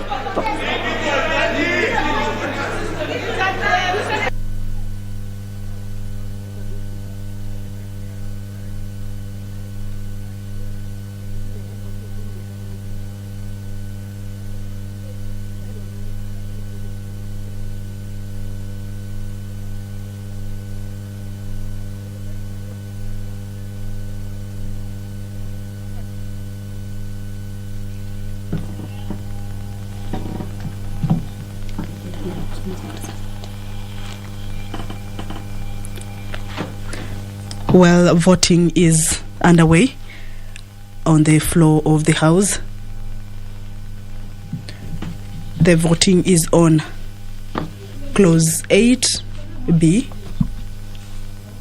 which is a proposed amendment by Garissa Township Member of Parliament, Honorable Aden Duale. That Clause 8B, which touches on the timelines of political party coalitions, submission of the agreements. Order members. We are doing our last, I think is this the last year in this house. Most of us are very experienced. You people are very experienced members, experienced this. Most of you are logging in your cards and you're also logging out or removing your cards. When we are voting electronically, please, you must follow the procedure. Otherwise, your votes may not be counted. Because when you log in and you log out, it is not going to be, recorded in our system. So please allow me, and we are not listening to any member. Please have your cards on step 2. Please, step 3, can you log out first? And now I'm going to be serious. I'll move on with the steps of the electronic. No. The members who are saying your card is not working. No, it has been confirmed from the technical team. I have some few members who have not even logged out. And you know the procedures of the Honorable Mohamed Osman, you have not logged out. The Honorable Abel Malimo, you have not logged out. The Honorable Katana Kahindi from Kaloleni constituency, you have not logged out. The member from the Keter Gideon, you have not logged out.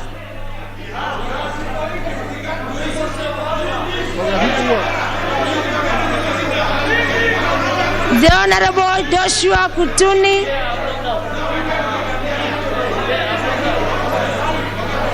Yes, the Honorable Osman, you have logged out.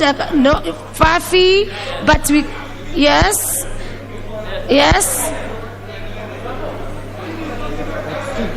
The member for Laisamis. The member for Laisamis.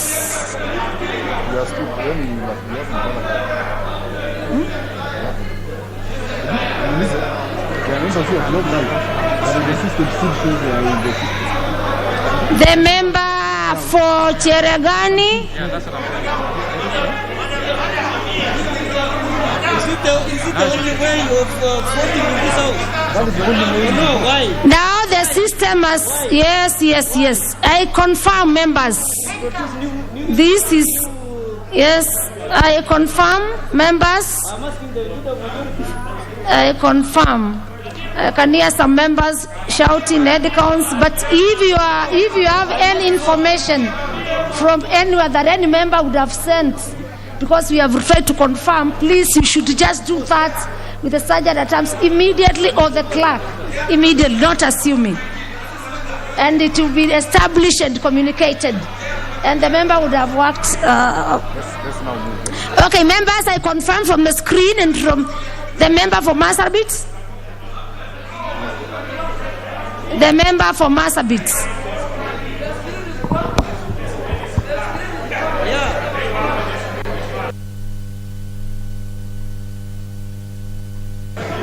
And all members, please resume your seat. The honorable member, can you resume your seat?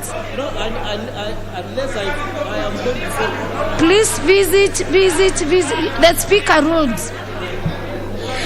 Then members, now, I think we have ventilated enough and I've given you enough time. Any other clauses, I will not allow these members. I just want the members who are not familiar with the electronic voting, or the members who want to just ventilate to come. So we move on to step 3. All members, I confirm from the technical team and from the screens that you've logged out. My communication screen from and the technical team. All the members have logged out.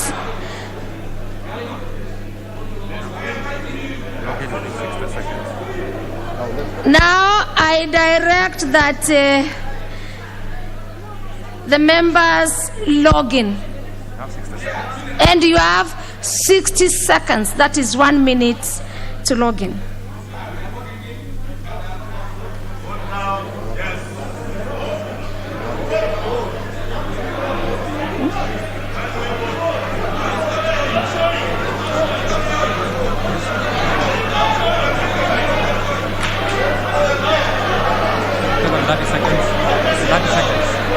Announce that they have 30 seconds. Okay.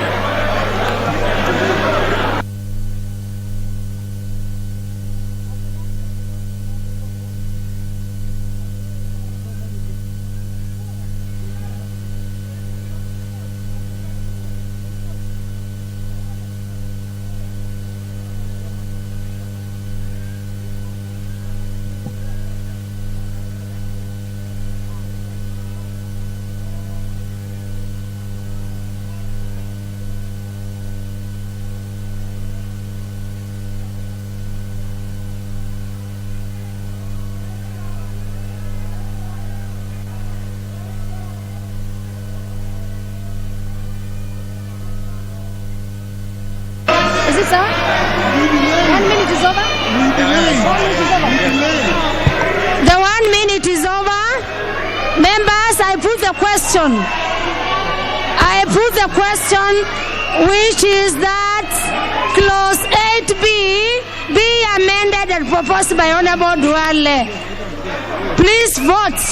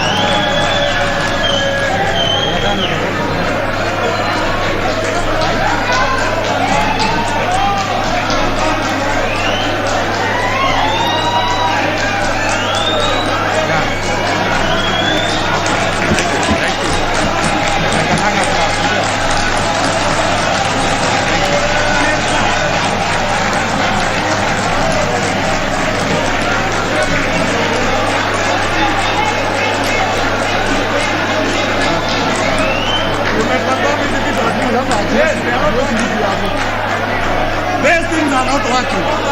Now you may confirm my situation. They are not working. That's why they are confirmed.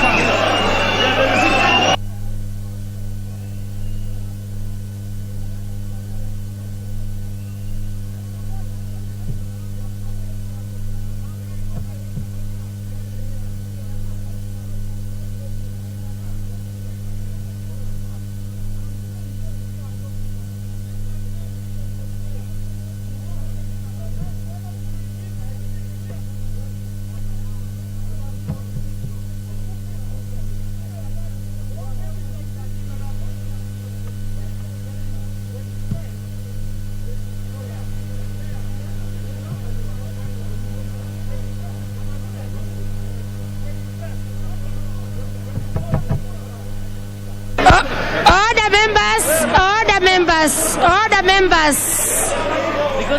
With the interest of the members, order members. Order. You don't need to come to the clerk's desk. We have clerks there. Order members. Order members. Order members. Order members. Order.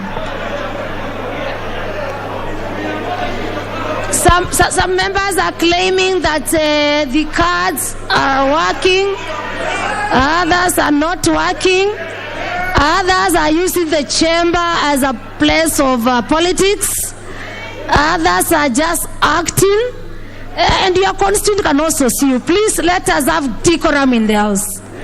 Your constituents are watching you. The Kenyans are watching you. In fact, it will not add you more votes by some behaviors. So, for members who are claiming, of course, having been communicated through the clerk of the National Assembly for the last 1 week that the House will do electronic voting. I even have some members who are claiming that their cards have not been configured. So for us to clear doubts, the doubts you can see on the screen, and because I am not going to announce the results for now, can I repeat the process?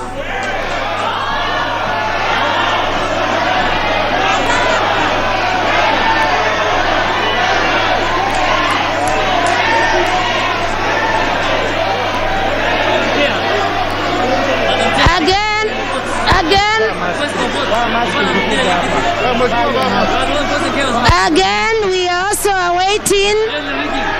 Again, before we go to that step, members, before we go to that step, we are waiting for the results from the technical. We are waiting for the results. We are awaiting for the results from up there.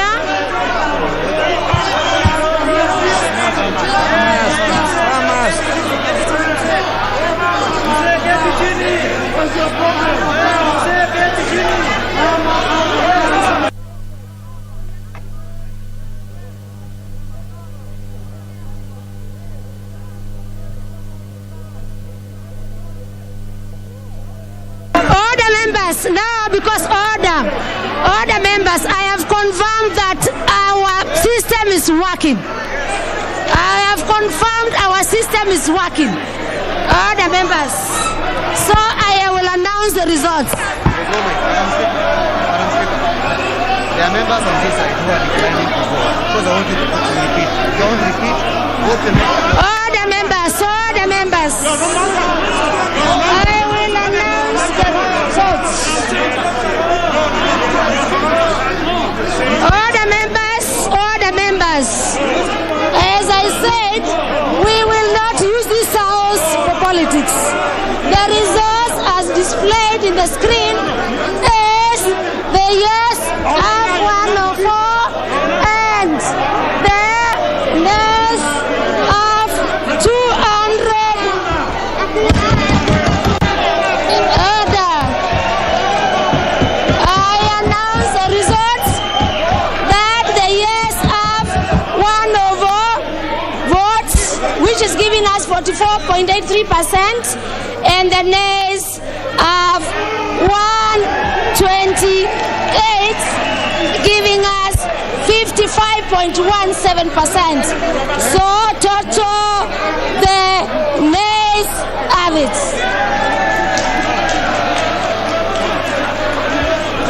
Order members.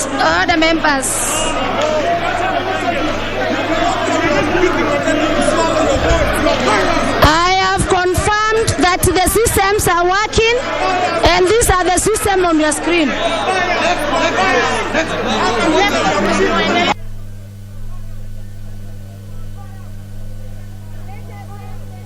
Members, let us have the next amendment on the same clause by the leader of majority. Members, we have given you time. We have also confirmed from the technical team that the cards and everything is working. Let us use this proposal. Yes. If the systems would not have been working, I would have repeated the question as I indicated. But the systems are working. Let us not use those for debate and for politics. The Honorable Leader of Majority, please move your amendment on the same clause.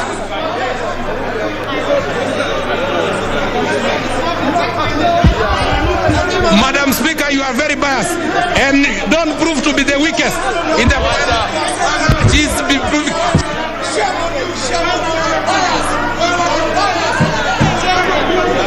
Order members, Leader of Majority, please move. Please move.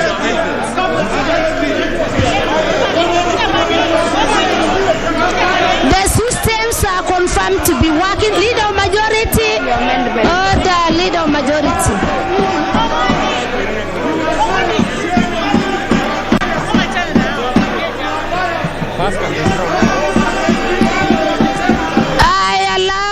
I direct the bars to be drawn. The bars can now be drawn and the doors to be open. The doors to be open and the bars to be drawn. Honorable members, I need protection. Honorable members, your systems are working. If confirmed, if the system will not be working, we have confirmed. But you know, so some members don't use this floor, and I will not allow it. I will not allow it. You can go to the constituency. I don't know. I don't know about the system. See, I don't know. And that's why we had a communication from the speaker. It's nothing to do with me. From the National Assembly clerk. No, kazi yangu. We are just letting you that ensure your cards are working. Members, and again I need to comment this, that your cards, you can still configure your cards now. It's ongoing for the members who have not configured. And this was those, and I read for you, those who have not done that, you should go to the sergeant at arms. And we have confirmed that our systems are working. We will not allow any other member to use this chamber, and you can confirm your results from the screens. Please get to the sergeant at arms in the event that you feel dissatisfied with your cards, because we must vote. The Leader of Majority, please, Leader of Majority, move your proposed amendment now that Honorable Duale's amendment has been negated. Honorable Chair, I beg to move that clause 8B of the bill.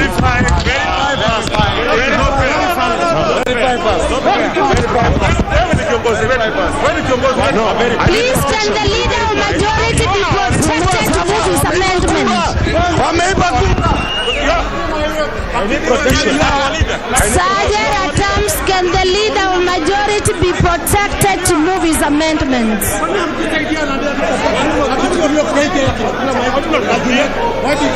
Why don't you verify the cards that are working and the ones that are not? That's a angry or what? The Leader of Majority will move his amendments. Look what I did. Please, take what you're doing. Yeah? The Leader of Majority to move his proposed amendment. I beg to move that clause 8B. And the members who are here to do your politics, please do it outside of the house. Leader of Majority to be protected to move his amendment. Order, members. Order.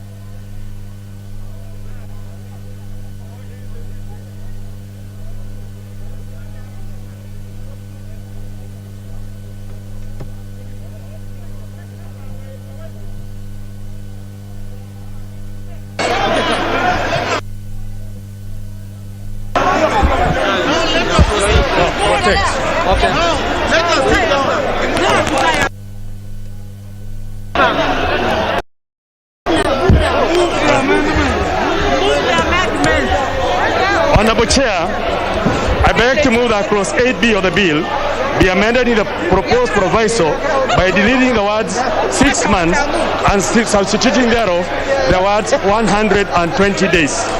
And the import of this bill is to accord the timeline to also be synchronized with the nomination of members of Parliament. Honorable Speaker, I beg to move.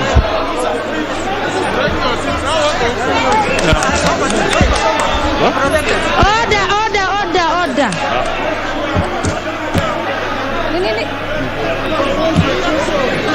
Propose.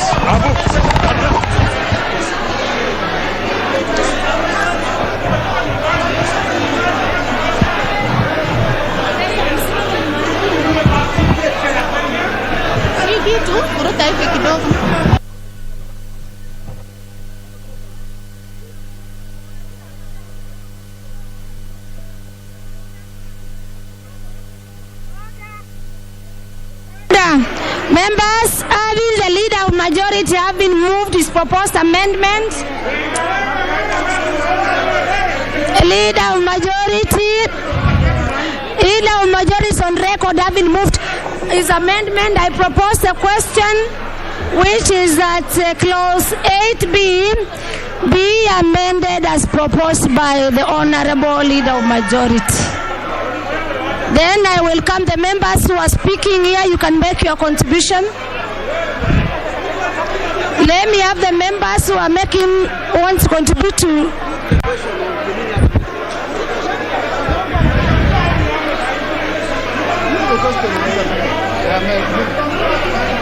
Now we have no interest for members speaking to this, and I move to put the question, which is that clause 8B be amended as proposed by the leader of majority. Members, as many as our discipline say aye, and as many as have a contrary opinion say nay. This is very clear to me that the ayes have it.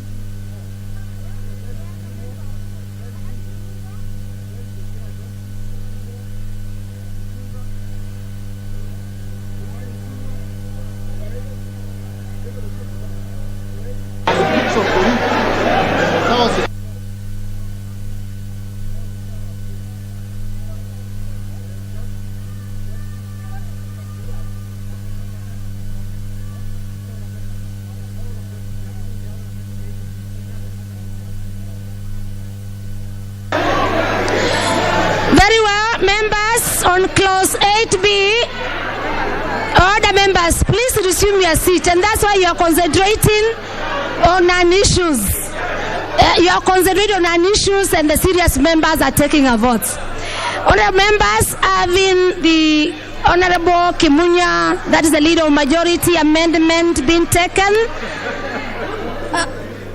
then since we have other members who had proposed to speak to or to make amendments on the same, the members from Honorable Chairperson of Justice, Legal Affairs Committee, Honorable Joseph Limbo, the Honorable John Mutunga's amendment, the Honorable Kimanu Ichungwa's amendment, the Honorable David Ochieng's amendment, the Honorable Nelson Koech amendment, the Honorable Didmas Barasa amendment, the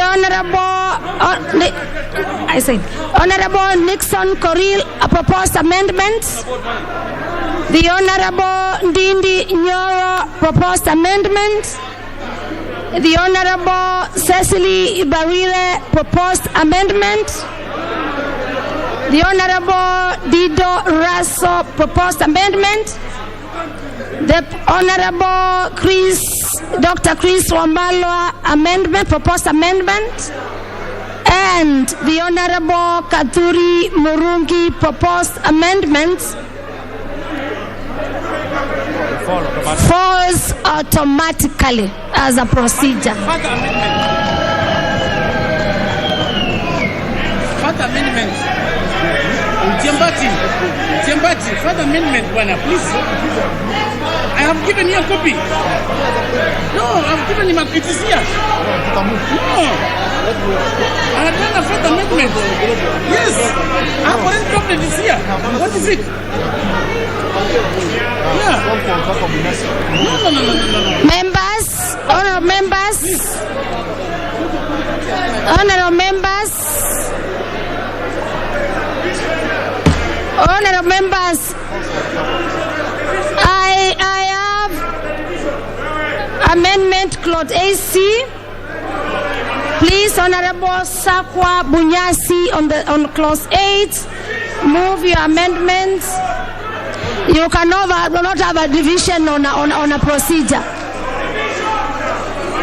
Honorable Bunyasi Sakwa, please to move your amendment on new clause 80. Thank you, Madam Speaker. I wish to move my amendment on clause 8 that it be amended as in the order paper. Madam Speaker, I move.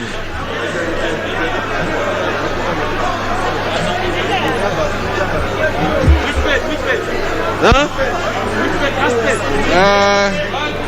1776. Honorable Bunyasi, members, don't confuse yourselves. Please, if you receive your seat, you will listen to the import of the amendments and you will make your informed decision. Huh? Honorable Bunyasi, move your amendment on why should I drop it? Subclot AC. I can't hear you, Majority Leader. Move your amendment. Yes. Madam Speaker, I've already moved the amendment. Just withdraw it. No. Please, can you move your proposed amendment on clause 80, Honorable Bunyasi, to be on record?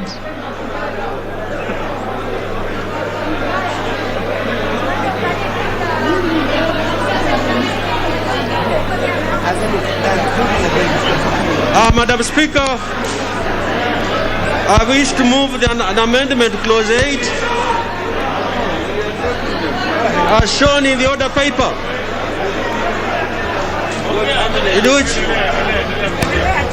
Please don't interrupt me. Don't interrupt me. Chairman. Honorable Bunyasi, carry on your record. This is a house of answered. Your records will be, yes. Thank you, Madam Speaker. I move the amendment. The import of the amendment is that the coalition party shall field the presidential candidate. Order, members. And allow individual parties. Members, for you be able to make a decision, you must listen. Otherwise, you'll be arguing and you'll get your results. Yes, Honorable Bunyasi. Thank you, Madam Speaker. Thank you for protecting me. The amendment.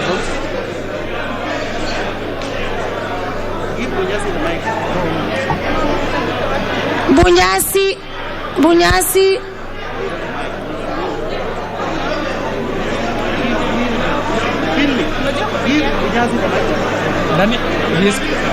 Junaid is advising on something. It will be audible to the rest of the.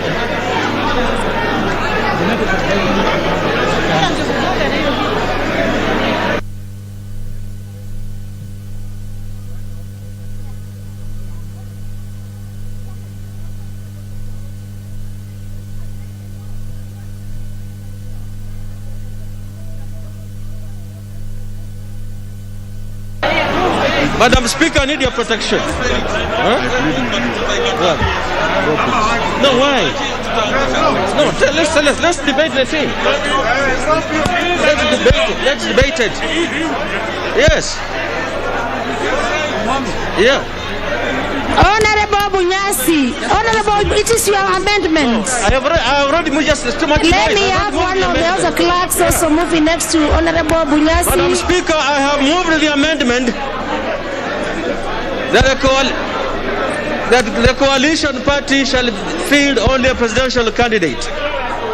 And this is to give freedom to the parties, the constituent parties, to field candidates for the rest of the positions.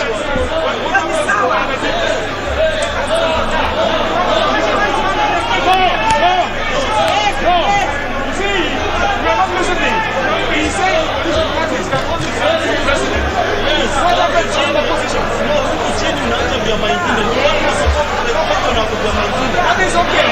So this we have to remember in section 2 we are going to say political party is also a single party. We are saying so. So if we have a whole big let's allow some open debate.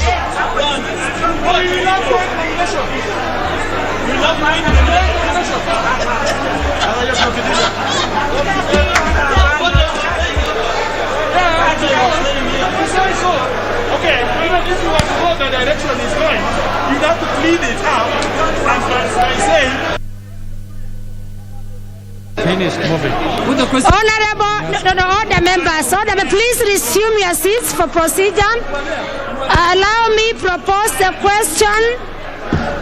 And members, you cannot ask for a division from the bar. You cannot ask for a division from this point. Please resume your seats. So, can I propose a question, which is that clause 8C be amended as proposed by Honorable Bunyas. Then I give it the first one to the leader of majority. The leader of majority, because you are president. Honorable Chair, I stand Honourable members, you can now speak from your units. By Honorable Bunyasi, a man I respect.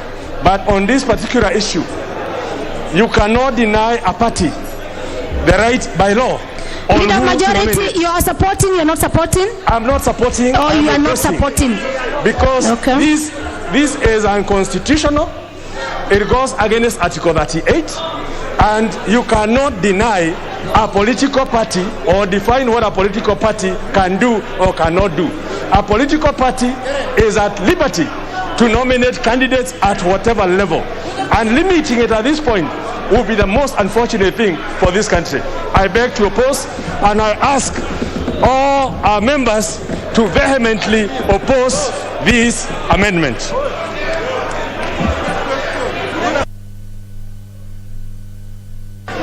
Then let me have Honorable Ichungwa. Now you are sat on your seat. Yes.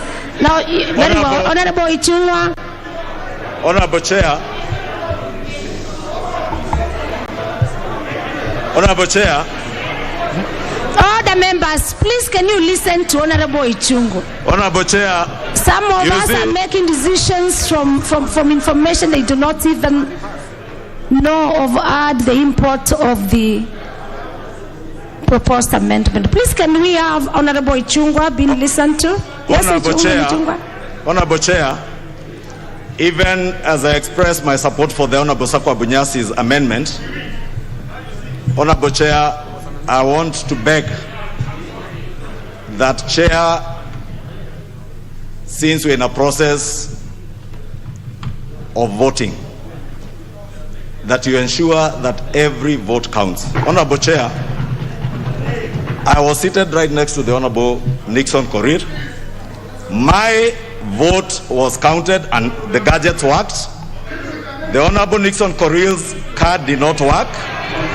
The ICT officer, the head of ICT, the lady who was here from ICT department, did confirm it has not worked. The gentleman who is the head has further confirmed and now gone to reconfigure card number 131 and Gathoni Mushompa's card number 330. You can confirm, Honorable Chair, that it is the ICT officer that has gone to record. to work. Therefore, Honorable Speaker, I just want, Honorable Speaker, for the record, that you ascertain each and every vote in this chamber counts. And if, Honorable Speaker, if it is the numbers eventually that will count, but for those numbers to count, every card and every gadget must be configured to work. Honorable Speaker, back to the amendment by Honorable Sakwa Bunyasi. Very well, Honorable thank you. Honorable Speaker, I was saying back to the amendment by Honorable Sakwa Bunyasi, which I support. And I support that amendment, Honorable Speaker, because you are aware, as we speak, Honorable Speaker, IEBC has already received, approved, and certified nomination rules of political parties for all elective positions. Therefore, Honorable Speaker, what we'll be asking coalition political parties to do, unless, Honorable Speaker, we are contemplating that we will change the Elections Act and regulations, IBC's regulations regarding the nomination rules of political parties. It will not be practical, Honorable Speaker, now, other than for the presidential vote, Honorable Speaker, for coalition parties to be able to nominate candidates for their opposition. And on that basis, Honorable Speaker, I support the amendment by Honorable Sakwa Bunyasi. Very well, thank you. Very well.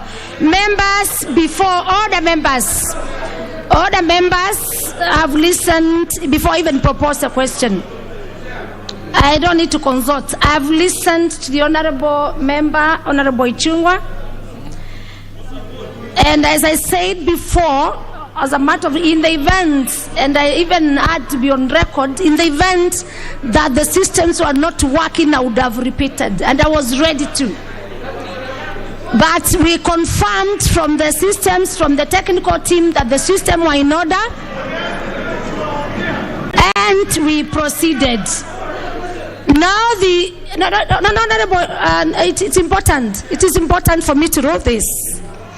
And for members not to use this house for politics, which I will not allow. The members who are used to come to them. Honorable, listen. I'm replying to Honorable Ichung'wah. It is indeed on record. It is indeed on record that, yes, every member has a right to vote. It is indeed on record. And in record that even it has been printed that the honorable member representing the people of Lang'ata, the Honorable Coril Nixon, the representative of the people of Lang'ata, has voted. So we this one, and you are I number 125.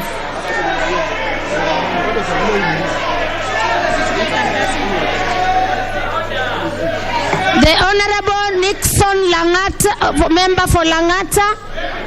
Nixon Coril, the member. Yes, in fact, it was the Honorable.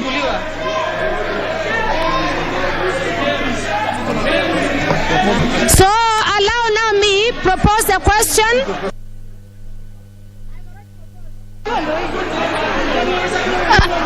Members, I see no interest to this, and I. Honorable Mbui, I can see your card. Honorable Mbui is not ready to contribute to this, and I am therefore moved to put the question. Order, members, order. Honorable Sankok, yes, I can see you. Honorable Sankok, yes, just to speak to the subject matter on clause 8.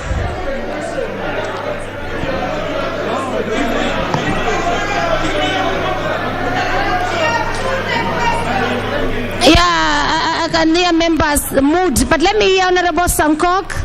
Then I put the. Nyamazeni. Honorable Sankok. Thank you very much. Just to the subject matter. Yes, thank you very much. On clause 80. Chair, thank you very much for giving me this opportunity to support Honorable Speaker, and please tell these professional hecklers, social distance. You are saying mask, social distance. No, Bana. Honorable Sankok, please prosecute your point. Yes. as I support Honorable Speaker, tell this ODM provincial class not to heckle me again, because I don't take it lightly. Honorable Speaker, I support the amendment because, Honorable Speaker, what is chasing who, Honorable Speaker, in this particular area, Honorable Speaker? And already the list have been summoned and it have been taken to the political parties, Honorable Speaker. The nomination, Honorable Speaker. So I support Honorable Speaker. Honorable Speaker, Honorable Chair. And Honorable Chair, we had asked for division and you said that we are not ready for division, and we can ask for division standing anywhere in this house, Honorable Speaker. As far as we are in the chambers, when people raise to ask for division, they have resource to ask for division. And this one, we will take it to court that you denied us division. I'm telling you, Professor Clark, keep quiet, shut up. Honorable Sankok, you cannot have a division on a matter of procedure because your division, as you claim, you're on when the members' amendment procedures. There is no way I can give members when an amendment has been taken or negated. So I move to put the question. Honourable members, let us some decorum as I put the question, because every vote counts and every member in this house is very important. I move to put the question to clause 8C, which is that clause 8C, members, be amended as proposed by the Honorable Sakwa Bunyasi. Members, will as many as of that opinion say aye? And as many of the contrary opinion say nay? It is very clear to the chair and everybody that the nays have it. Very well. Yes, I confirm now. This is how division is done, members. I confirm that we have the numbers for us to call for a division. And so I order the division bell to be rung for 5 minutes, members.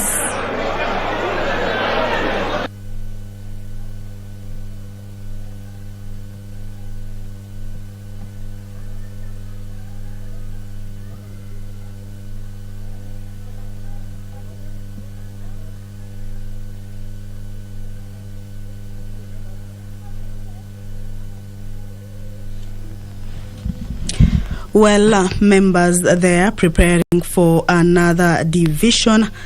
This one is on the proposed amendment on clause 8B, as proposed by Nambale, Member of Parliament, Honorable Sakwa Bunyasi, that a coalition party be allowed to field only candidates for election as president, but then allow individual parties to field candidates for the rest of the positions.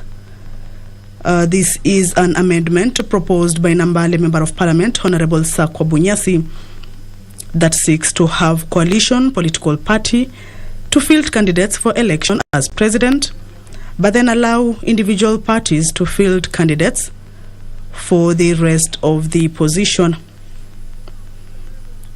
This division comes just a few minutes after the amendment by Garissa Township, Honorable Aden Duale, on the deletion of clause 8B that touches on the timelines for the submission of coalition political party agreements, which according to the bill was proposing 6 months. Honorable Aden Duale was proposing that that particular clause 8B be deleted in totality. But then Majority Leader Honorable Amos Kimunya also had amendments to this particular clause and proposed that the duration be reduced to 4 months. That means political party coalition agreements will now be submitted to the registrar of political parties 4 months to elections. This is contrary to the previous proposal by the bill that was suggesting 6 months to the elections, which actually saw a heated debate at the National Assembly, with members saying that the timeline is too much, there's a lot of time, and that in case of any disagreements in that coalition, then members or political party members may not be able to leave that coalition because it has pegged them at around 6 months to the general election. According to Duale, that particular clause is being used as a decoy by individual political or other politicians to achieve their political interest. So there has been a lot of debate around that, with those who are for the timeline saying that it is indeed required that coalitions agreements be submitted much earlier so that there can be transparency, so that members or even electorates can understand what exactly this particular coalition has for the supporters or even for the political members in that political party. JLAC had proposed 3 months. It also has an amendment on that particular clause proposing 3 months. But then that of the majority leader Amos Kimunya has just been voted for, with those who are in agreement to it taking the lead of about 228 votes, and those who are against it taking 104 votes. In total, votes cast on that particular clause was 232. So currently on the floor of the House is preparations for the voting. The voting is on the proposal for clause 8C to be amended. This is a proposal by Nambale Member of Parliament Honorable Sakwa Bunyasi that a coalition political party should only field candidates for election as president, but then allow individual political parties to field candidates for the rest of the position. Earlier on, we saw there was a bit of an altercation when Honorable Amos Kimunya was going to move his amendment. Of course, after the voting on the proposal by Honorable Aden Duale, that flopped. So when Honorable Amos Kimunya was going to move amendments on that particular clause, that is 8 clause. Let me have the doors locked and the bars drawn. And members, please, members resume your seats. Otherwise, if you don't follow the procedure on time, you will have no delegates or your vote will not be counted because you are not following the procedure.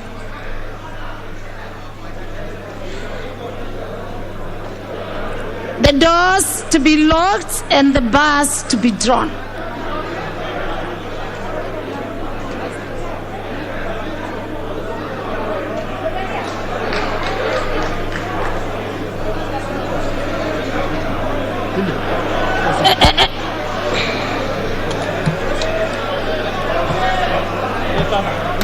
And no member will be allowed in or out of the chamber.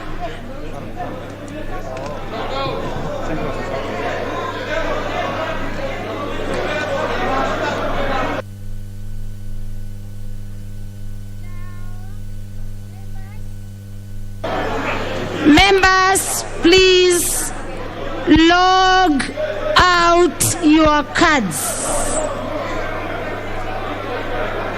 And logging out for the members who want to know more, you need to remove from the units. Remove your cards from the units.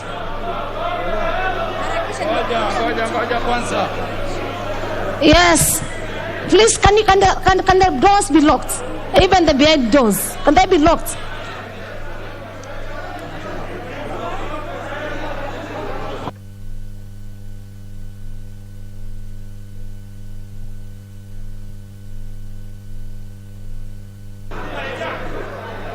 I confirm that we have no card that is on this.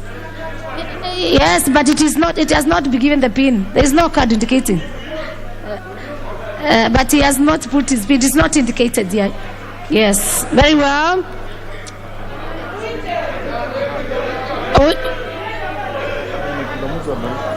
The Honorable Gideon. You see what is happening, Honorable Gideon. Just log out, and logging out means remove your cards. Which Gideon am I talking about? Then now, yes, don't assume it's you. So, members, I confirm that all cards are logged out.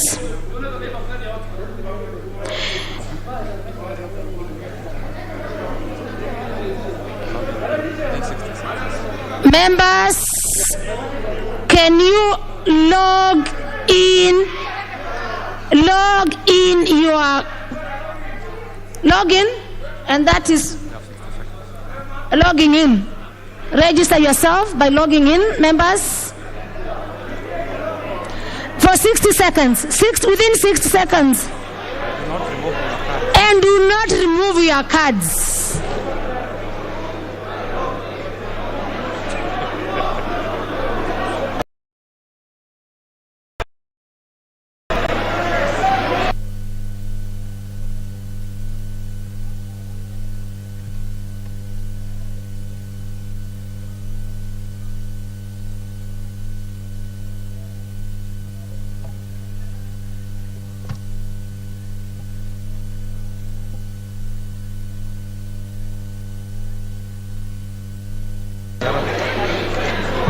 Members, I put the question, which is that clause?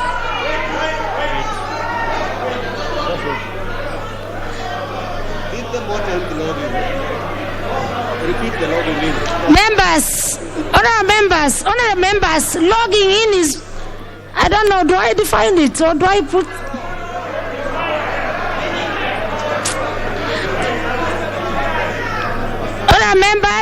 Honorable members, allow me, the speaker is too good today, the chair.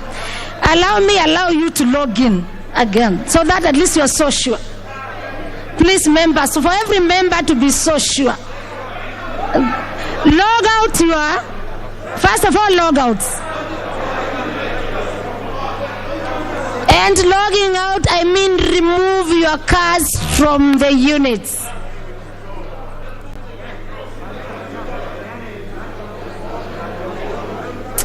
With the members having logged out, honorable members, yes, just a minute, I'll listen to you. Log out. If it takes a whole minute to remove your card, fine, to log out. We need every member to be heard.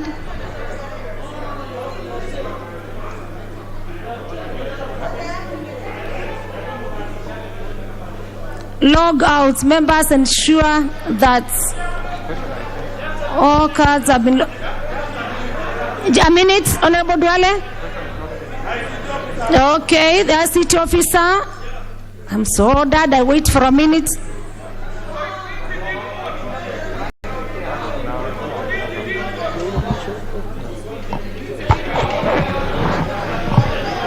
Yes, I think the system is working. The system is working. And I will be giving you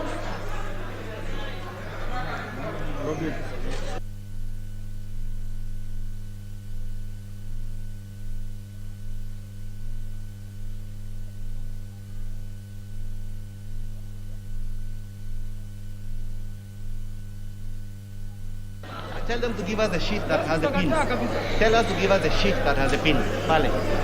Ile sheet iko na pin numbers of members. Some have forgotten. The sheet that has pin numbers of members.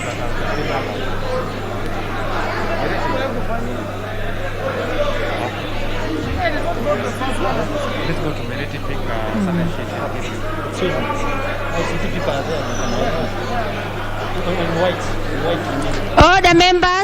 All the members, every vote counts. And every member has a vote.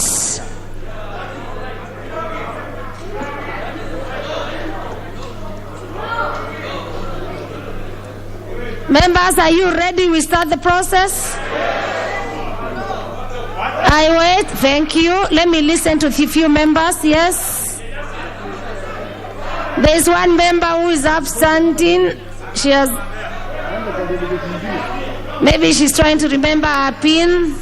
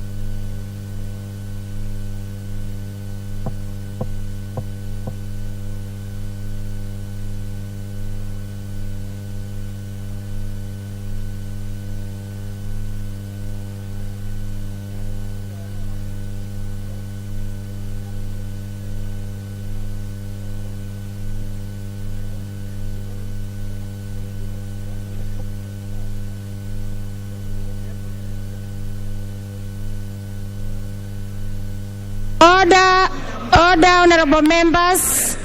All members, the Honorable Jambo, member for Funyula. Logouts. The Honorable member for Murwa Dikiri.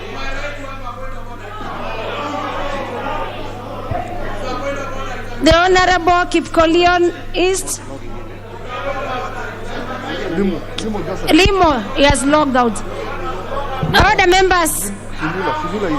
Member for Funyula, you are just logging out and just log. Very well, members.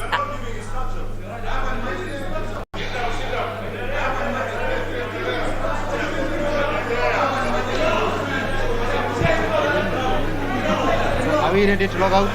Yes. Okay, members. What do we do next? Members, I confirm we have all logged out. And if you are not logged out, log out. Log out. Log out. David Gikaria card is inside. Honorable David Gikaria. And this is how we are losing it. Log out. Log out. Log out. So next. Yes. The clerks, please consult with Honorable Sankok if there is any mention. Order. Log out. The next step, honorable members, log in. 60 seconds. And I give you 60 seconds. Log in, members. Included some things for members.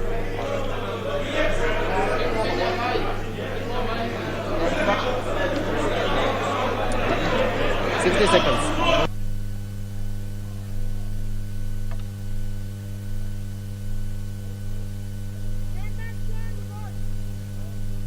Don't vote. Don't vote. You are voting. You are 60 seconds. I will put the question after 60 seconds.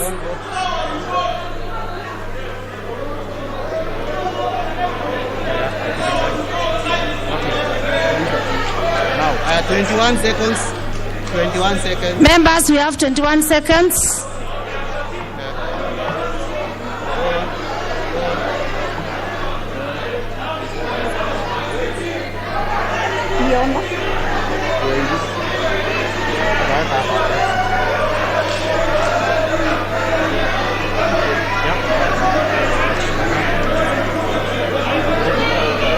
Question. Can they vote? Can they vote? Yeah, put the question. Members, I put a question for voting, which is that clause 8C be amended as proposed by the Honorable Sakwa. Vote now.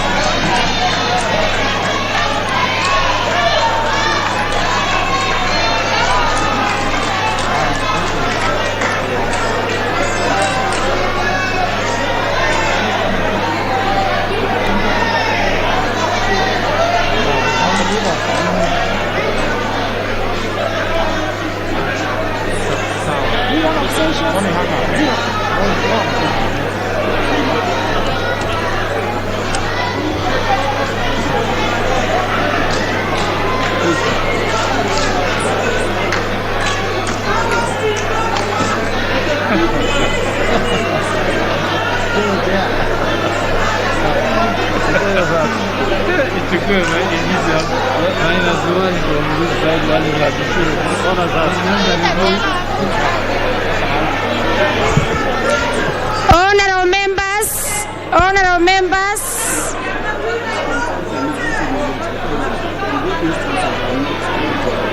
the results of our voting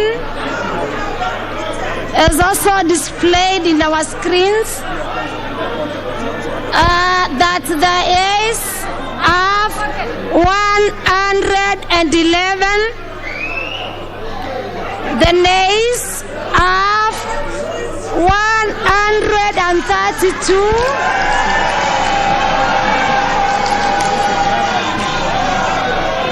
Honorable members, we have 0 abstentions. And the result are that the nays have it.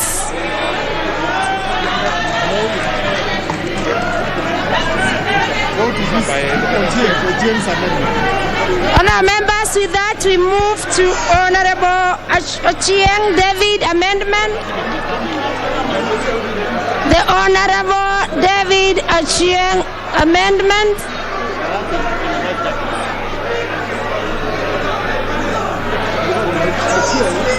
Is withdrawing.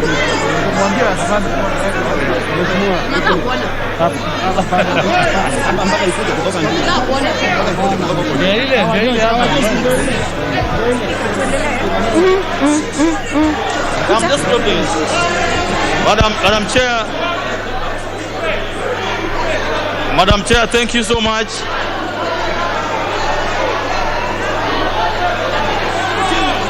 Madam Chair, thank you so much. Madam Chair, may I have your attention, Madam Chair? Thank you so much, Madam Chair. Madam Chair, having read the bill afresh and having looked at the intention of the bill again, Madam Chair, I wish to drop the amendment that I proposed, Article 8. Thank you.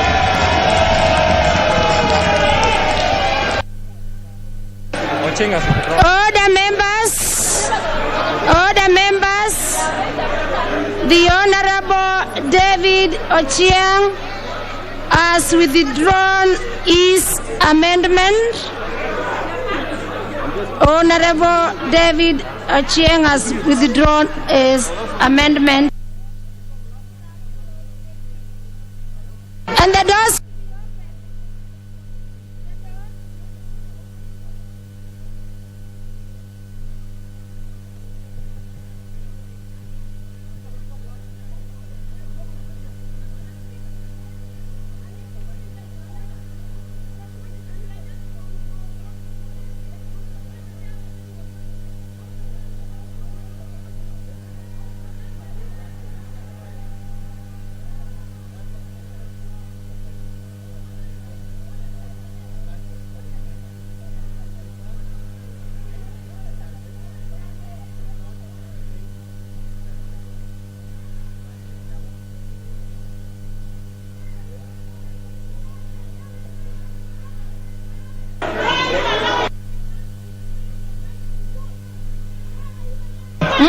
Njoroge anasema turudie.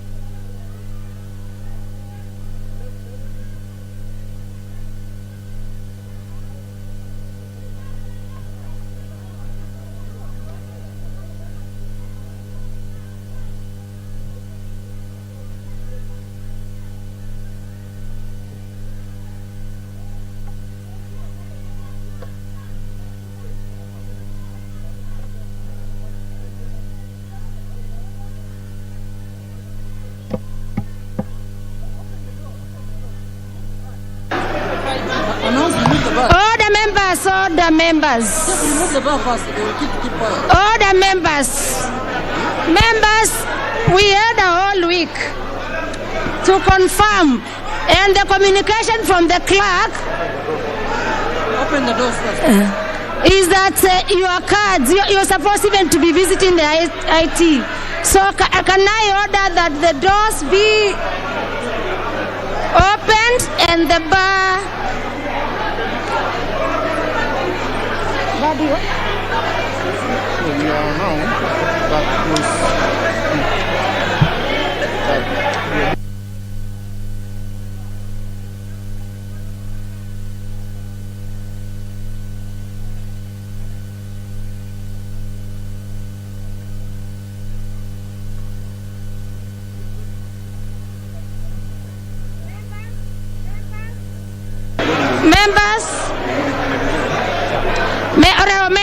Honorable members, allow me put the global question. Resume your seats, otherwise you will always have your cards not either captured once or twice. Honorable members, I put the question. Order members, I put the question, which is that clause 8.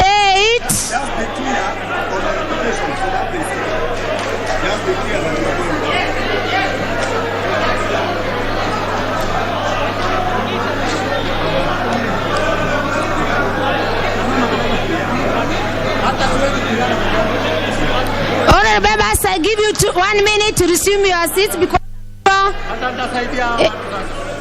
honorable members, resume your seats.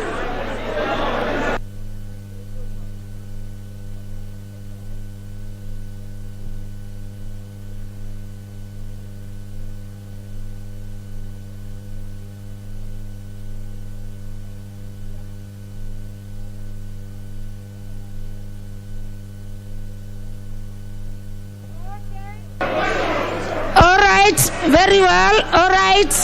Very well. Honorable members, I now put the global question, which is that clause 8C.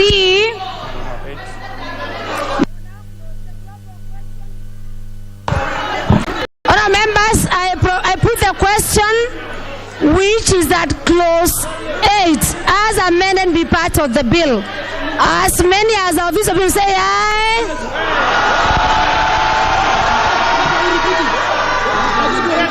And as many as our honorable people say nay. The ayes have it.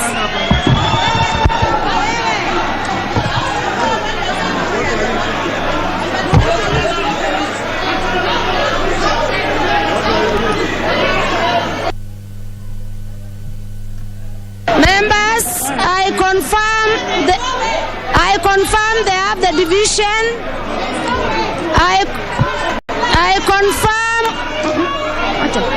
I confirm we have the numbers for division members, and I call the division bell to be rung for 5 minutes.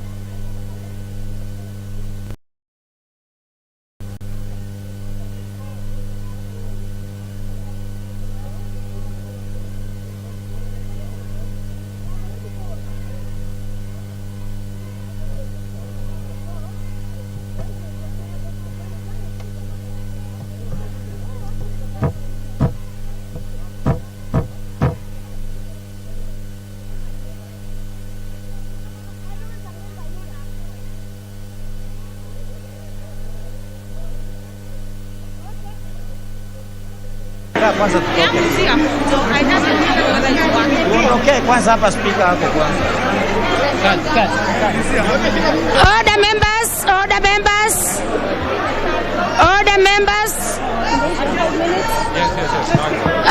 5 minutes are over and the technical team is okay. Order members.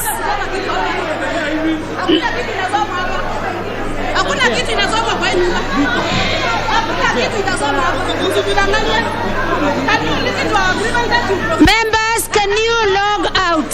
Members, before now I order members are coming in. I order that doors are locked and the bar is drawn. I order the doors are locked and the bar is drawn. Sergeant, at times I order that the doors are locked and the bar is drawn. Ring the bell. We rang. I ordered.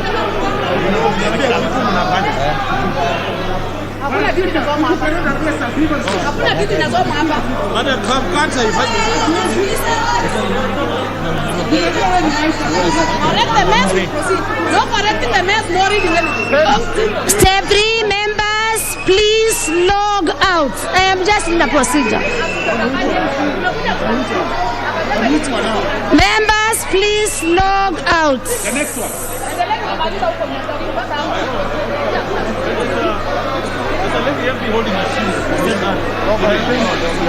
Honorable members, please log out. Some members are making a lot of noise and you must understand the procedure. Log out.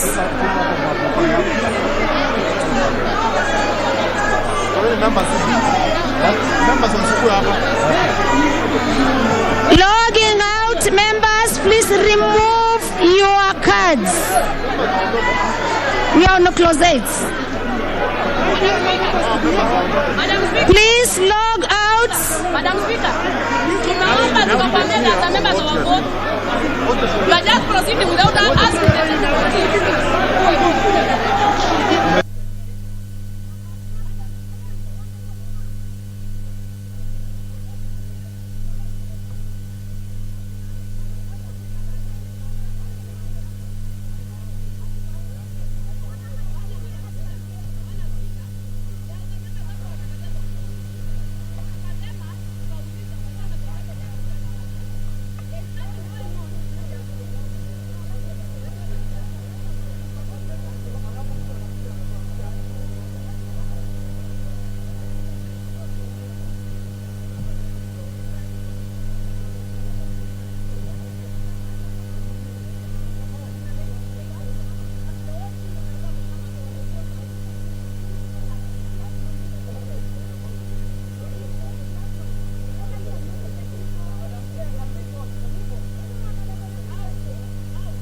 How?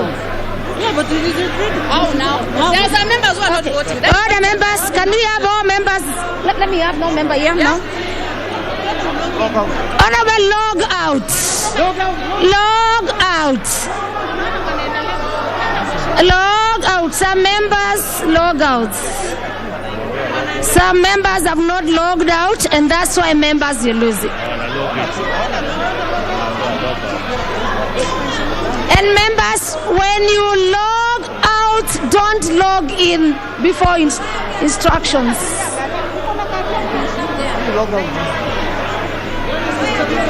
Members, log out. You know, they're just sitting out with these things. No, all members must log out. No.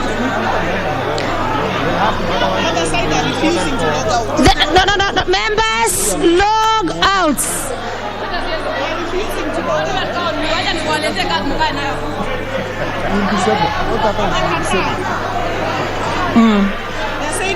Honorable members, log out.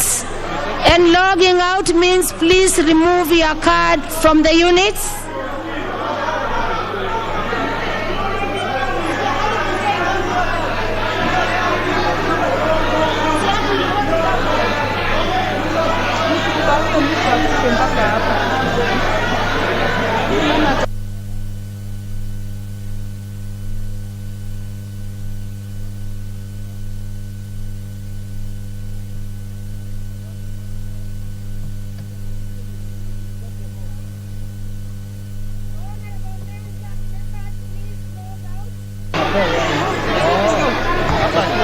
Members log out.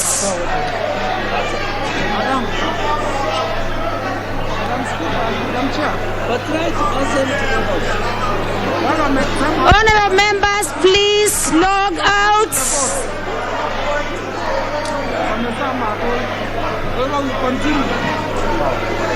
Honorable members, log out.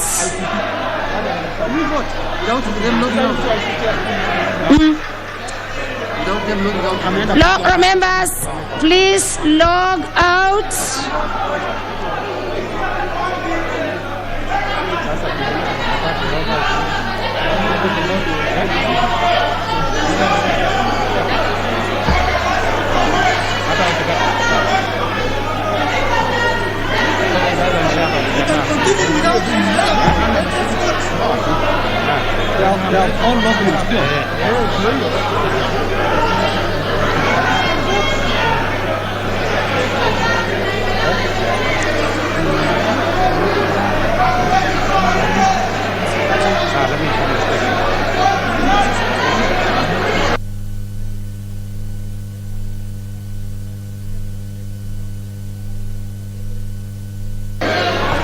Honorable members, please log out. And if you are for the members who are not logging out, the system will not capture or recognize you because it's a process.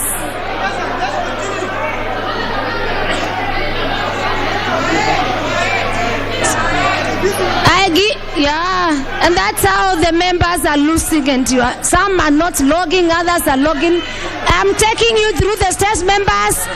In the next 30 seconds, please log out.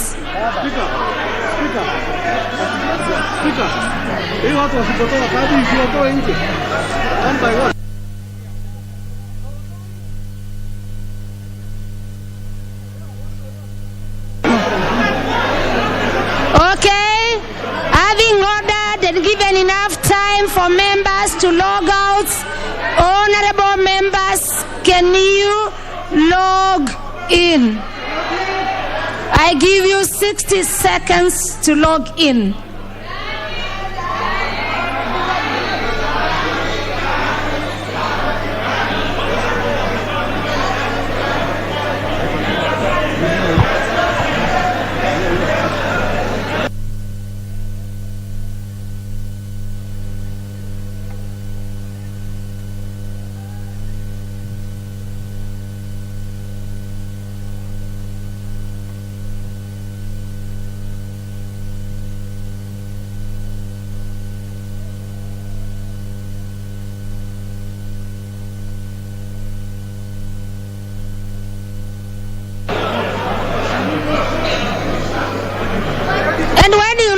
Please don't vote before I direct, and don't log out before I direct. Please don't remove your card.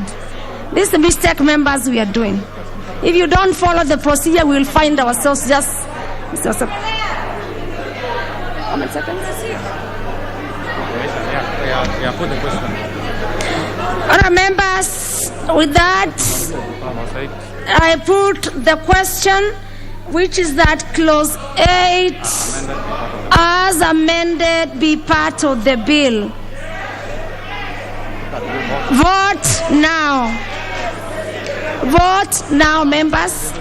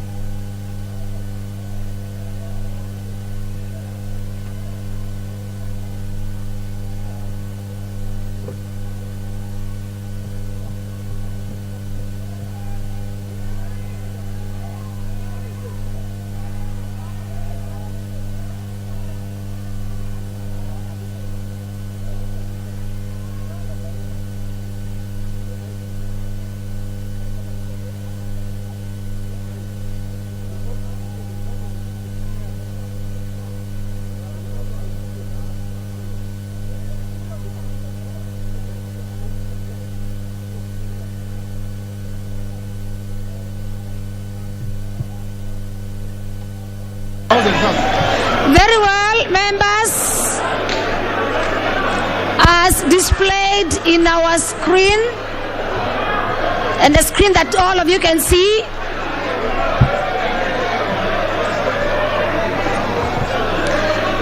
the nays have 53, which of course is a result of not logging out some members. The abstention 0, and the ayes have 153. Now, members, the ayes have it.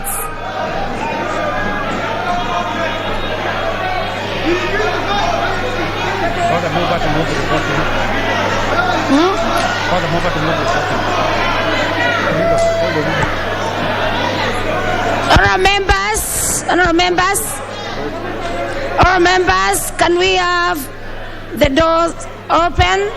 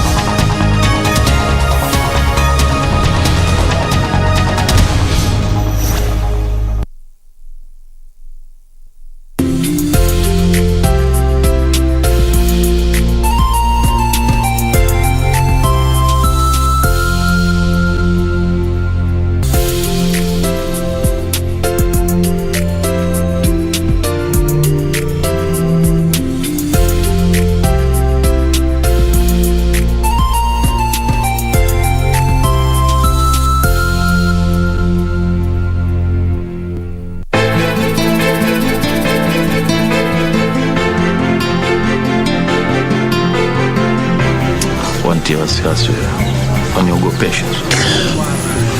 Mshenzi sana wewe, wajua lakini. Wewe, rudi hapa. And don't you dare walk away on me. La sivyo nitakufukuza hapa kama mnyama. Makweli wasokuwa na haya wanamji wao. Babe, what's wrong? Wamtetea nini huyu? Roho yake chafu kama ya mamake. Sari, nimekuvumilia kwa muda mwingi sana. Wataka nini?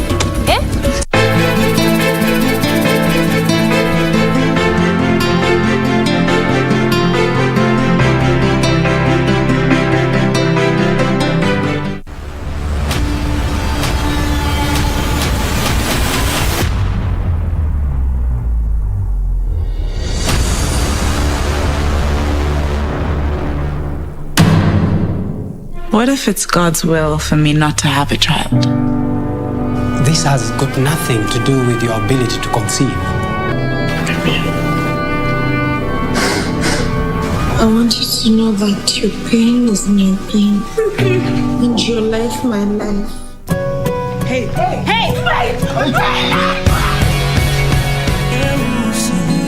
Angazia jua la pendo lako.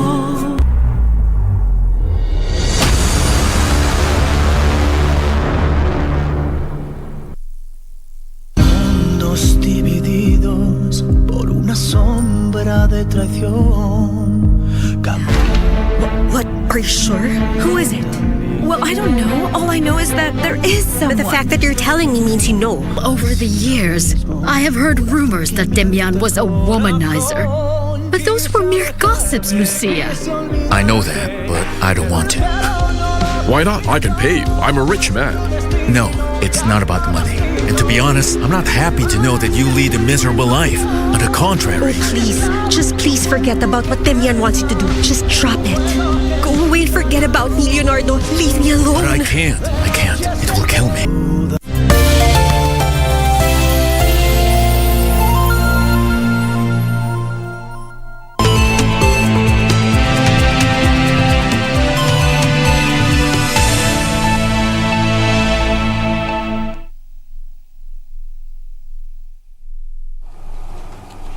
Good afternoon. Thank you so much for joining us here on KBC Channel 1 on this 5th day of January 2022. A happy new year to you. I am Nisi Imano. I am joined by Lucy Moura as our sign language interpreter. Thank you for joining us. All right, we begin in Mararal, but before that, just live pictures there of Parliament sitting. They were deliberating or considering clauses in the Political Parties Amendment Act. And today they were deliberating on Clause 8. Just now, the ayes were at 53 votes and, I beg your pardon, the nays were at 53 votes and the ayes had it at 153 votes. Of course, that means that political parties now have until April 2022 to submit their coalition agreement documents to Register of Political Parties after Parliament adopted an amendment by the Leader of Majority proposing that parties submit coalition agreements 4 months to elections. So those are just some of the highlights, of course, live pictures there of the special sitting of the National Assembly that is currently ongoing. That's a report that we will bring to you conclusively in our subsequent bulletins. But for now, we begin in Maralal, where the construction of a 65-kilometer road to connect Nairobi to Maralal town in Samburu County is set to be completed by the end of February. According to the Ministry of Transport, Infrastructure, Housing and Urban Development Principal Secretary Paul Maringa, the project will open the area for more development. Outside the Samburu County Commissioner's office in Maralal town, PS Maringa said once complete, the tarmac road will be extended by 3 kilometers to reach hospitals, the judiciary and government offices. The road should also benefit communities directly through projects like water projects for schools and such like things, water pans. There has been a request to engage State Department of Infrastructure to ensure that you don't come on a very good tarmac road and then end up in a very dusty town. The PS was in the company of the contractor who assured him of the completion in the set time so that the locals can start benefiting from the development project. The material that is required for the sub-base construction is already laid on the ground. The road is expected to be complete by the 25th of February. Isufar reporting for Lunchtime News. And workers at the export processing zone in Athi River are up in arms with the company management after they were barred from accessing the premises this morning after they failed to reapply their contract for renewal. The workers, who had just returned from the December holidays, claimed they were told to reapply for their jobs afresh. The close to 2,000 workers held peaceful demonstrations after being denied entry to the apparel company for apparently refusal to reapply for their jobs after the holiday break. Wamama kwa hii kampuni wanalia sana. Wakipewa maternity leave hawalipwi pesa. Wakienda wanaenda mwaka mzima. Kurudi kwa hii kazi si lazima urudi. Unarudi upya, na kama ni kurudi unarudi na pesa. Ongo kwa hii nyumba imesidi. The agitated workers noted that the global apparel management has instead been subjecting them to renew contracts every 3 months, but today directed them to do applications instead. Leo hii tumefungiwa nje, anataka tutoe hiyo application ya 3 months to apply kazi. Sasa hatutoe hiyo application, tunataka tupatie contract ya 1 full year. EPZ Workers Union noted that they received numerous complaints from workers over harassment. The union now says they will move to court to sue the company over its gross misconduct, saying it has defied labor and union guidelines governing the export zone.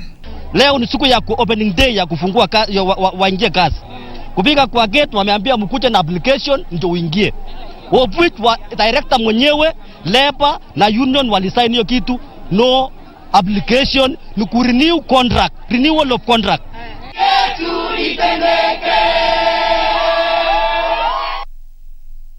We now cross over to Kiambu, where police in Thika East Sub-County are investigating an alleged kidnapping incident of 4 children at Gatwanyaga area, Kiambu County on Tuesday evening. Area Deputy Sub-County Police Commander Mudhe Nyaga says the 4 were allegedly abducted while playing outside their residence before they were sprayed with a sleeping dose and bundled into a car. The children allegedly escaped unhurt from their kidnappers. This even as the Deputy Sub-County Police Commander cautioned parents to be vigilant about their children's safety. Residents of Gatwanyanga area, Kiambu County, are living in fear. after an alleged abduction incident in the area that went wrong. The 4 children were allegedly kidnapped while playing outside their residence, but later made a lucky escape. Confirming the incident, Area Deputy Sub-County Police Commander Muthe Nyaga says the children aged between 6 and 12 years who later managed to escape on Wednesday morning were sprayed with a sleeping dose and bundled into a car. Watoto wako salama, no injuries, hakuna mtoto ameguzwa, wako salama kabisa. Ile kitu tungepatia kueleza wananchi, kila mtu ajaribu kuchunga mtoto. Wao ni watoto wadogo, na kuachilia watoto mpaka masaa kama haya unakuja kuripoti masaa kama kwamba hujaona watoto ni makosa. The 2 boys and 2 girls detailed how they were blindfolded and their mouths, hands and legs tied up, put into a car. Hiyo mama alikuwa na nywele ndogo inakaa ya kunyolewa, na alikuwa mfupi, na baba alikuwa refu. Waliturusha huko, wakaenda akaacha mama hapo nje kiangalia hao watoto wengine na sisi. Baba alikuwa anaongea, tukaingishwa kwa hiyo room, tukasikia watoto. Sasa tulisikia watoto, huyu akaamka wa kwanza, akaturusha chini kwa nyasi. Yeye akashuka msha, tukapitilia njia ya msituni. Tukaenda tukatokeleza kwa barabara, ndo sasa tukaona shushu. They were driven for about 4 kilometers before they were bundled into an abandoned small room near Makongeni Estate, where they found 3 other children. Sasa kwenda kupanduka, tukua wawili wakatuspray, afu wakatuchukua wakaturusha kwa gari, wakatuteremsha huko kwa msituni, wakatufungia kwa kinyumba kinaitwa kwa kinyumba kadogo kameandikwa choo, wakatufungia huko ndani. Na hiyo ilikuwa na dirisha, ilikuwa imepigiliwa na msumari. Tukasukuma hiyo mabati, afu kusukuma mimi nikainua, na sasa nikawarusha nje, tukapotelezeka kwa msitu. Tukatoka huko tukakimbia. Guardian to one of the children, Catherine Karongo, says the children went missing from 3 p.m. on Tuesday and came back home at 8 a.m. on Wednesday. Around 7 ndio sasa mama jirani na yeye ndio alipigiwa simu, akasema hata yeye watoto wake hawapatikani, na ndio wakaandamana wakakuja police station. Na sio ndio tukaenda tukachukua watu wa area, tukaanza kupiga nduru, tukawaambia hapana, tusaidieni kutafuta watoto, na tukawatafuta na hatukuwapata. Resident led by Cecilia Omaitha, a local leader, raised concern over the insecurity cases in the area, with several kidnapping and gruesome murders being reported in the area over the past 1 year. Ningetaka serikali, especially the DCIO Thika East, aitavini kwa hiyo maneno ili kuwezekana kujulikane ni nani alikuwa amebeba hawa watoto, because it is very bad and we condemn that issue. Timothy Kipnusu for Lunchtime News. Elsewhere, Orbit Chemical Industries Chief Executive Officer Sachin Chandaria is claiming ownership of the controversial Mukuru Kwanjenga slums land. Chandaria claims he bought the land from National Bank and subdivided it into 1329 plots and gave locals who had encroached into it the first priority to purchase, and only 456 of them did so. For the first time, the Chief Executive Officer of Orbit Chemical Industries Limited, Sachin Chandaria, has come out to lay claim on the controversial Mukuru Kwanjenga slums land.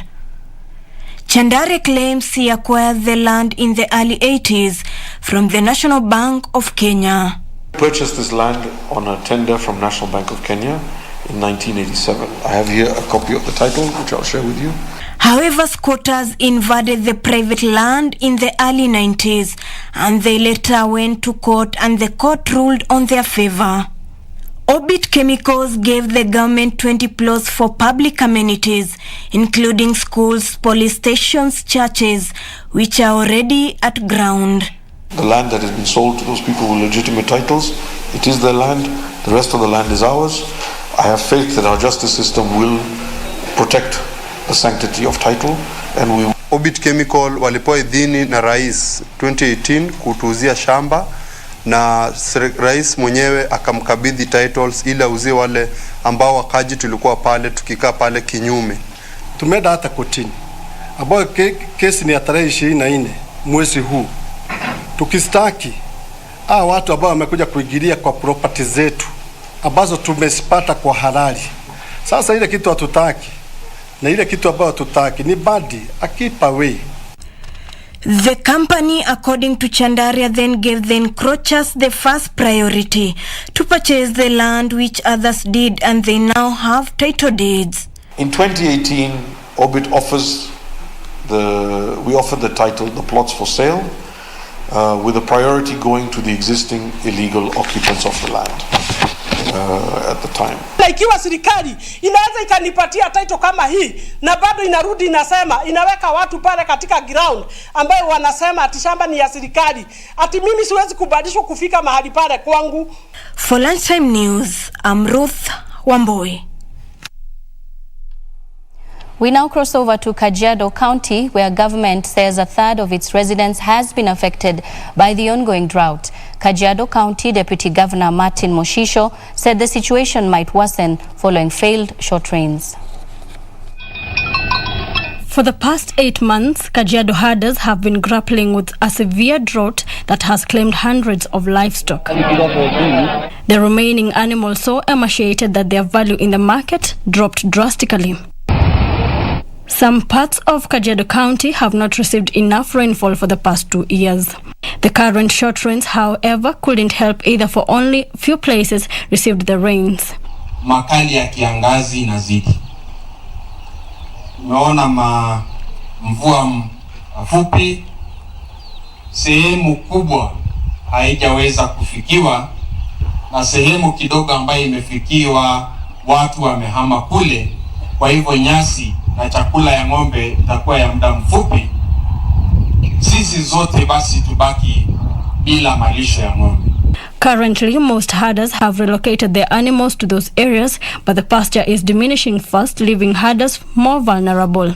The drought has also affected the school calendar. Some learners are yet to open for the third term after their families relocated in search of pasture. Kwa hivyo tunaomba viongozi husika na other bodies which are in charge of mambo ya relief food na mambo hata ya kuangalia mambo ya kiangazi waweze kukuja kusimama na sisi, kwa sababu hii ndio wakati tunawahitaji sana. Angalieni hapo kama serikali ya county na hata vile kama serikali ya national government ichukue jicho hata pande ya Kajiado, iseme Kajiado haina shida. The residents now want both the county and national government to intervene and supply them with relief food. Kajiado County Deputy Governor Martin Moshisho says a third of Kajiado residents are facing drought. Na kwa sababu hiyo hata chakula cha wananchi inakuwa tatizo. Tunahitaji kama serikali kuu na serikali ya county tuangazie swala la kiangazi, kwa sababu inazidi kunoa makali. According to the National Drought Management Authority records, Kajiado County is among several counties hard hit by the current drought. In Isiolo, security officers in Isiolo Central Division have raided illicit brew dens in Tumaini Village, Bulapesa area and destroyed thousands of liters of substandard drinks. Led by the Area Assistant Commissioner Otieno Onyit, the officers destroyed the brews and distilling equipment, warning those involved that their illicit trade will not be allowed to thrive in a modern society. At the Tumaini Village, Bulapesa area of Isiolo County,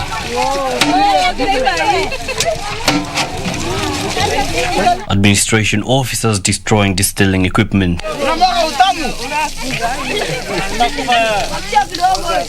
This is part of an ongoing weekly operation by the officers who are determined to eradicate outlawed substances in the county. Even the locals, they are really supporting us on this. Just few elements who have just decided to do this kind of business that the government is against, and they are ready to support us. Those who are not, those who are against it are fully behind us, and we really appreciate them for their today's work. Illicit brew and other drugs we are not going to entertain. Led by the Assistant County Commissioner Joshua Otieno Onyet, the officers raided the village and seized brewing paraphernalia. Those yet to be brought to book have been called on to seek alternative sources of income, failure to which they too will meet the same fate. Na wanajua venye wanafanya ni makosa, so tunataka tahadhari iende kwa hawa. Hatuta sita kuwachukulia hatua na kuharibu hiyo pombe ambayo wanatengeneza kila ushao. na tuko na intelligence ya kutosha. Pombe iko na tutahakikisha imeisha. We are telling them to look for other businesses that they can do, which cannot put them in awkward position or situation the way they are at the moment. The administration officers have vowed to continue the weekly raids until they realize an outlawed substance-free Isiolo County. Nimetoka kuchukua machifu, county commissioner, ndiye county commissioner nimetoka, hata wenyewe wametoka na nini. Tafadhali kuti, nipatie kazi, niachane na kazi ya kupika chang'aa, nianze kazi ingine ya kufagia county. Yusufar reporting for Lunchtime News. And in the political scene, Kiambu women representative Gathoni Wamushomba says plans have been hatched to create an imperial registrar of political parties on who is likely to fold back the democratic freedoms Kenyans have been enjoying over the years. Speaking at her office in Ruiru, Wamushomba claims that the register of political parties will call the shots in determining who should be given a nomination for which party in the upcoming general elections. Kiambu women representative Gathoni Wamushomba said section of the bill, if not removed, will transfer the Independent Electoral Boundaries Commission to the registrar of political parties. She added that the bill will create an imperial registrar of political parties who will control how political outfits conduct nominations. We are not going to allow to get an imperial political party registrar.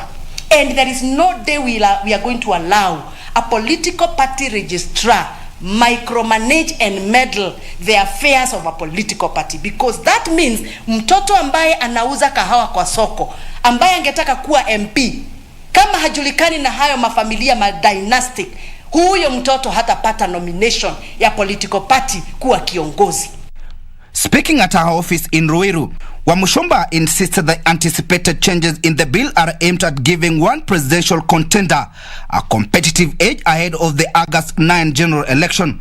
Now what they are trying to do is to create timelines within which this coalition political party should be formed, so that they can lock out some people, and once they know they are being locked out, they will rush without much negotiations to them for a coalition.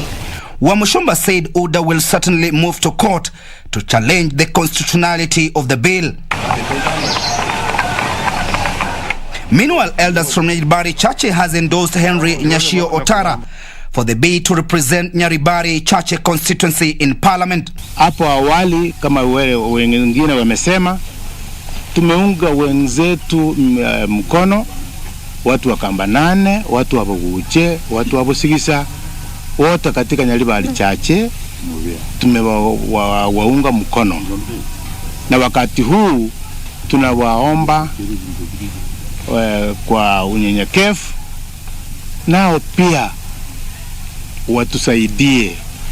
watusaidie tuwe pamoja Nyaribari Chache, nazi tumchague Henry Nyachio Otara kuwa mjumbe wetu ifikapo tarehe 8 Agosti mwaka huu. Imani yetu, huyu mjumbe wetu kutoka Nyaribari Chache anaitwa Henry Otara ni mtu mnyenyekevu, mwenye imani na ana juki na yeyote, na lengo lake ni kusaidia Nyaribari nzima, sio hata hawa Tondo peke yake.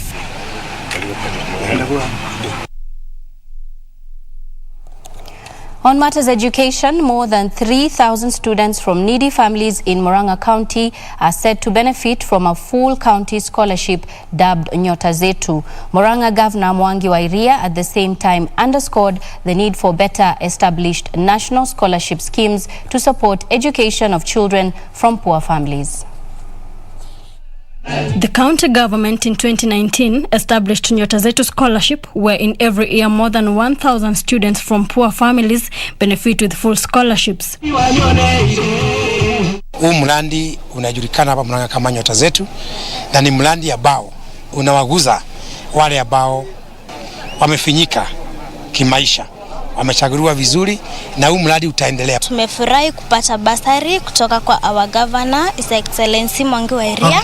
Tunashukuru sana juu amesupport most of the people wenye wakuwa wengine na matumaini ya kusoma. Speaking while issuing the checks, Murang'a Governor Mwangi wa Iria said bursaries currently being issued through various county and national government funds benefit a few needy children, leaving scores of learners who cannot afford to pursue secondary and university education. Tunajua wazazi hawana pesa na hasa wakati kama huu wa January, wote tumewapatia cheki zao, wana check ili kuanzia leo na kesho warudi mashule na waweze kusoma. The presidential aspirant said he will give education priority if elected to the top seat, observing that educating children from poor backgrounds is one way of fighting poverty in the country. Sahi niko na furaha. Nilielezea mtoto wangu eti atasomea ile shule iko karibu ya day school. Akaanzia kulia karibu Anjinyonge. Lakini wakati nimepata nafasi ya Mwangi wa Iria mahali tumechukuliwa kama watu wako na shida, akasema ati atatupea nafasi watoto wasome. Hiyo mtoto amefurahia na ninasema ni asante kwa sababu mimi singeweza na kusema ukweli singeweza kwa sababu sina nguvu. Ninasema Mwangi wa Iria Mungu amweke vizuri. Reporting for Lunchtime News, I'm Wamboi Otiende. And that story brings us to a very fast commercial break, but we'll be back with business and sports.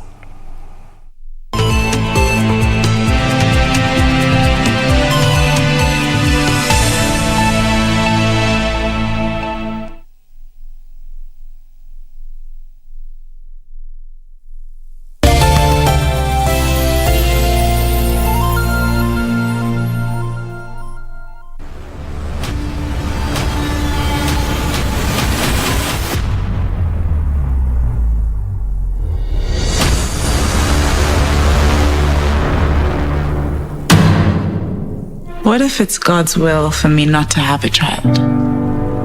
This has got nothing to do with your ability to conceive. I want you to know that your pain is my pain. And your life, my life. Hey!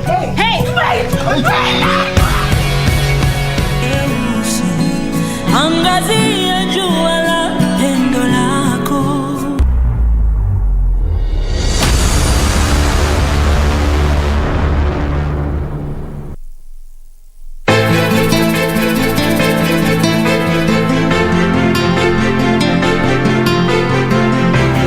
Wanti wasiwasi waniogopesha. Mshenzi sana wewe, wajua lakini. Wewe, rudi hapa. And don't you dare walk away on me. La sivyo nitakufukuza hapa kama mnyama. Makweli wasokuwa na haya wanamji wao. Babe, what's wrong? Wamtetea nini huyu? Roho yake chafu kama ya mamake. Sari, nimekuvumilia kwa muda mwingi sana. Wataka nini?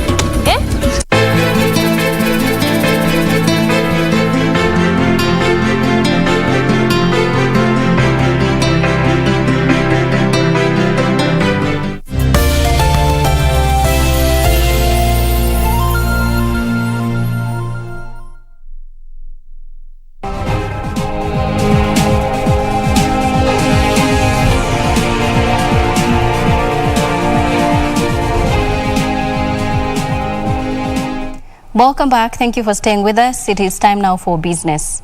The private sector activity expanded to a 14-month high last month on account of easing of COVID-19 restrictions both in Kenya and other countries. The market Stanbic Bank Kenya Purchasing Managers Index rose for the third straight month to a reading of 53.7 in December from 53.0 in November. The 12th month outlook, however, fell to a record low, with most firms expecting business conditions to remain largely the same this year. A solid improvement in the health of the private sector economy drove the high expansion in the private sector activity.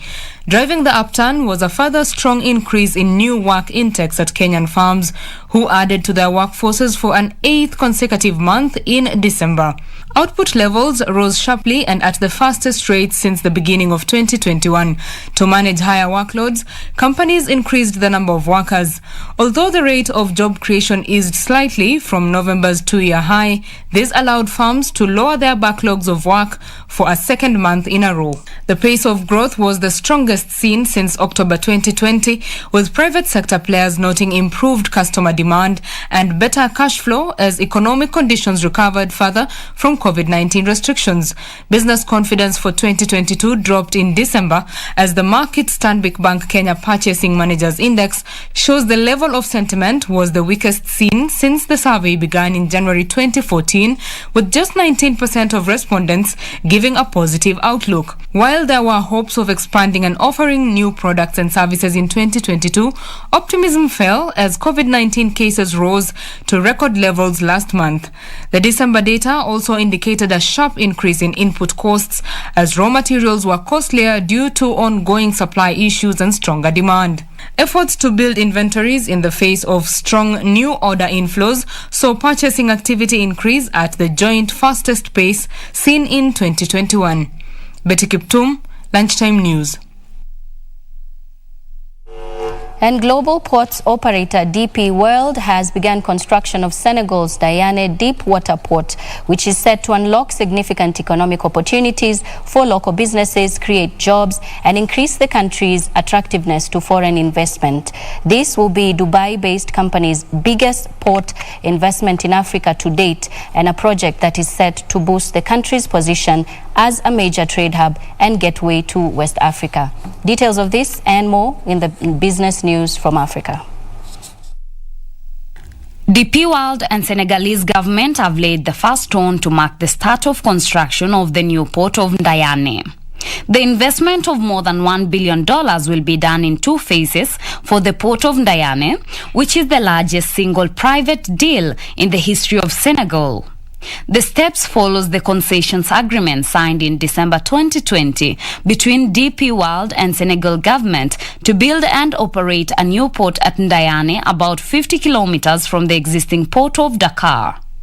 The first phase of the port development will include a container terminal with 840 meters of quay, while the second phase, an additional container quay of 410 meters, will be developed. Meanwhile, United Drilling Tools Limited has appointed marketing associates and representatives to promote its products portfolio for oil exploration and completion equipments in Egypt and Libya. This representation will open opportunities for United Drilling Tools Limited to expand its market base in Egypt and Libya. Hydrocarbon production is by far the largest single industrial activity in Egypt, representing around 24% of total GDP in 2019-2020. Libya is the 6th largest economy in Africa because of oil, which makes up 95% of its total exports. Finally, South Africa tourism is showing signs of recovery, with the coastal city of Durban having 80% occupancy at establishments and more than 200,000 visitors during the festive season. Durban Mayor Mxolisi Kaunda says during the festive season, restaurants and eateries in the townships and other destinations were full of tourists. Over the Christmas weekend period alone, about 200,000 people visited the city, spending about $10 million. Last Thursday, the South African government removed the curfew imposed to contain the spread of COVID-19. Reporting for Lunchtime News, I am Teresa Mutai. Elsewhere, China mobile shares have risen as they started trading in Shanghai after raising $7.7 billion in China's biggest public offering in a decade. The shares opened at 9.4% higher before easing back in morning trade. Details of this and more in our global news roundup. China's mobile smaller rivals China Telecom and China Unicom have already made the move to their home country. The 3 firms were delisted from the New York Stock Exchange after the Trump-era decision to restrict investment in Chinese technology companies.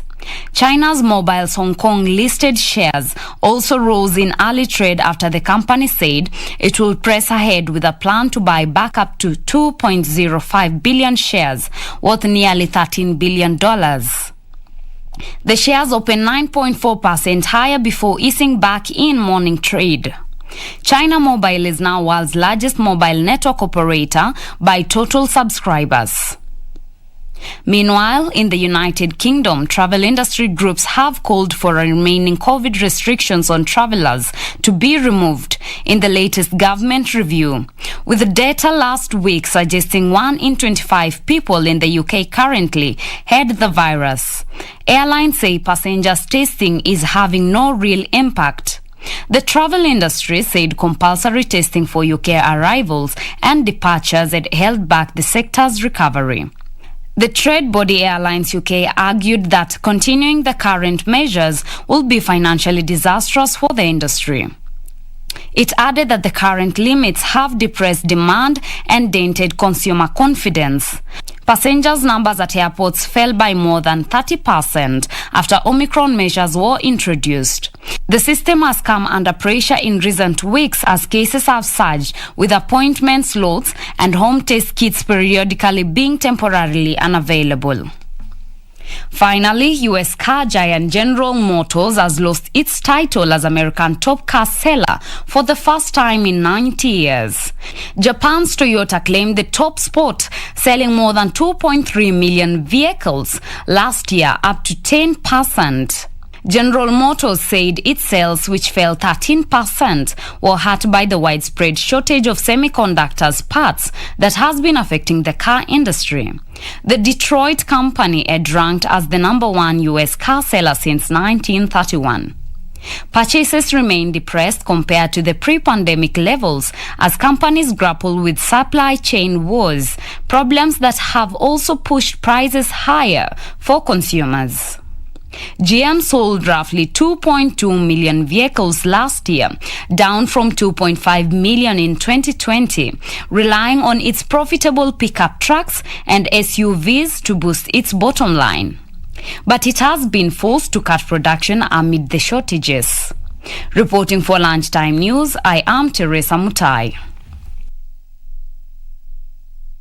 Elsewhere, transport along Embu-Kiritiri Road within Matakari area in Embu town was disrupted on Wednesday after irate boda-boda operators protested what they claimed as the ever-rising cases of accidents occasioned by speeding motorists along the busy route. The operators, who erected 2 makeshift bumps within Matakari area, have faulted the relevant bodies of giving deaf ears to their plea.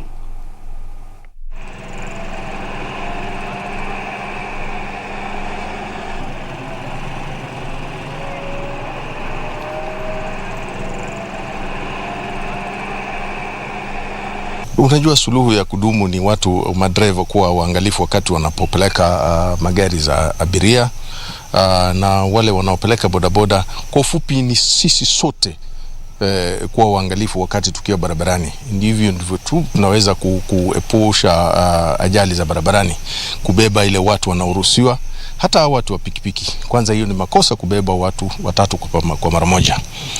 Na mwito wangu kwa madriver ni kuwa wakati huu, hasa wakati ambapo tunafungua shule, wanatakana kuchukua tahadhari kubwa sana wakati wanabeba watu. Sisi tumechoka kuokota mifu, watu wamekufa. Tumechoka kuokota watu wa bodaboda wakiwa wamevunjika miguu. Tumechoka kuitiwa accident. Kwa rekodi yetu ya Kolo Rescue Team, hii mwaka pekee tuko na watu tumeokota hapa zaidi ya 100, mpaka mheshimiwa rafiki yetu alianguka the same spot.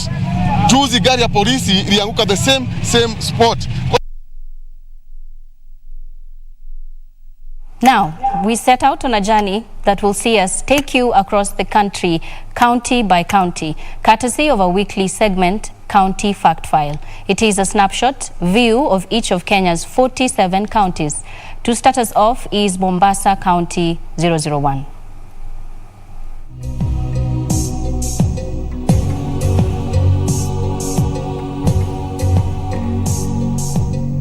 Mombasa County lies on the shores of the Indian Ocean along Kenya's coastline, covering 220 square kilometers. Although the smallest county geographically, the county has the fourth highest average contribution to gross domestic product in Kenya. It hosts the port of Mombasa, which is the key entry and exit point for cargo belonging to Kenya, Uganda, Rwanda, Burundi, Democratic Republic of Congo, Tanzania, South Sudan, Somalia, and Ethiopia. Fort Jesus is another of Mombasa's key features. It was built in the 1590s. Ferry is largely the mode of transport between Mombasa Island and the county's mainland suburb, with the standard gauge railway standing out as a link between Mombasa and Nairobi. Moi International Airport is in Mombasa and is majorly used by local and international tourists. Economic activities comprise tourism, fisheries, forestry, maritime activities including port and shipping. Mombasa County has a population of 1.2 million according to 2019 Kenya Population and Housing Census. It has 6 sub-counties and constituencies: Changamwe, Jomvu, Kisauni, Likoni, Mvita, and Nyali. Ali Hassan Joho is the county's governor, serving his second term. Mombasa County has 580,000 registered voters, according to IEBC 2017 records.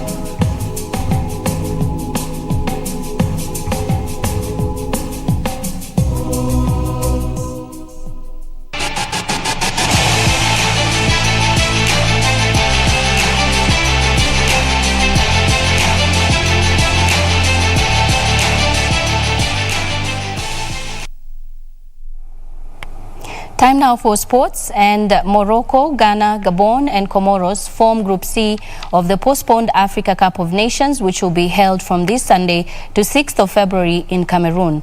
Group C teams will take to the pitch on the third day of the continental tournament, with Morocco taking on Ghana first in the early kickoff before Comoros playing against Gabon.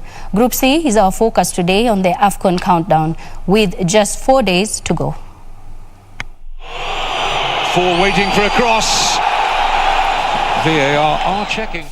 The Moroccan national team was founded in 1928 and played its first game on 22nd of December that year against B team of France, to whom it lost 2-1. This team, formed by the best footballers of the LMFA, or the Moroccan Football League, was active in friendly matches against other North African teams such as those Algeria and Tunisia. These associations of the settler club and local footballers, in addition to having their own championship, chased with each other in a tournament that Morocco won several times, such as in 1948 and 1949. Internationally, Morocco won the 1976 AFCON, 2 African Nation Championship, and have participated in the FIFA World Cup 15 times. Their best result came in 1986, when they were the first and only African national team to finish top of a group at the FIFA World Cup. In 1903, the first official Ghanaian soccer club was formed, and in 1920, the British introduced the first formal competition. The team have won the African Cup of Nations 4 times, in 1963, 1965, 1978 and 1982, making Ghana the third most successful team in the contestant history. Gabon, with the nickname the Brazilians and governed by the Gabonese Football Federation, they have never qualified for the FIFA World Cup but have qualified 8 times for the African Cup of Nations. The team represents both FIFA and Confederation of African Football (CAF). On 14th November 2019, Comoros opened their 2021 African Cup of Nations qualification campaign with a 1-0 win away to Togo, their first away win in a major qualifier. They would go on to qualify for the final tournament, their first major tournament since joining FIFA. Daniel Mwendwa, Sport. And in international sports, Tottenham boss Antonio Conte says he will be emotional as he returns to old club Chelsea in the Carabao Cup semi-final first leg. Meanwhile, Real Madrid is hoping to secure a win when they travel to take on Alquiano in the Copa del Rey. Conte, who was appointed by Spurs in November, managed Chelsea from 2016 to 2018, winning the Premier League and FA Cup, and returns for the first time. Spurs have fresh COVID-19 concerns, but Conte, who was waiting for the results of some players' tests, did not say who could miss out. Christian Romero, Ryan Sessegnon and Steven Bergwijn are all injured and will miss the game. Chelsea striker Romelu Lukaku could return after apologizing for an interview saying he was not happy at the club. He was dropped on Sunday's 2-2 Premier League draw with Liverpool, but returned to training after talks with boss Thomas Tuchel. Trevor Chalobah is injured, and fellow central back Andries Christensen is a doubt, but striker Timo Werner could feature after a few weeks out.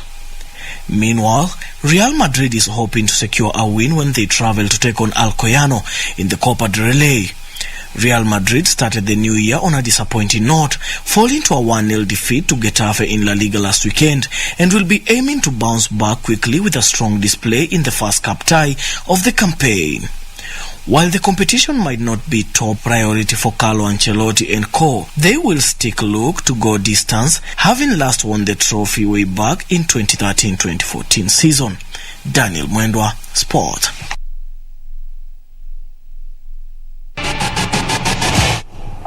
And that is the latest at this hour. A lot more news will be coming your way at 7 and at 9 p.m. in our subsequent bulletins. I am Nisi Imano. Lucy Maura has been our sign language interpreter. Enjoy the rest of your viewing.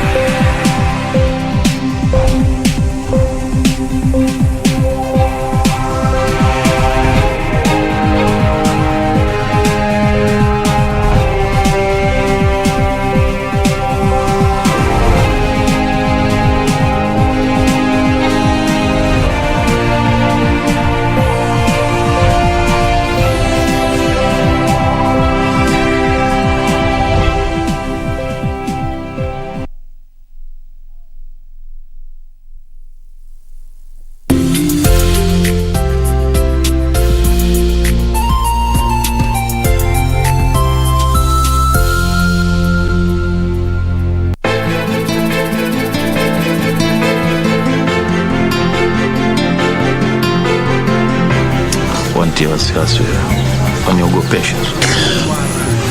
Mshenzi sana wewe, wajua lakini.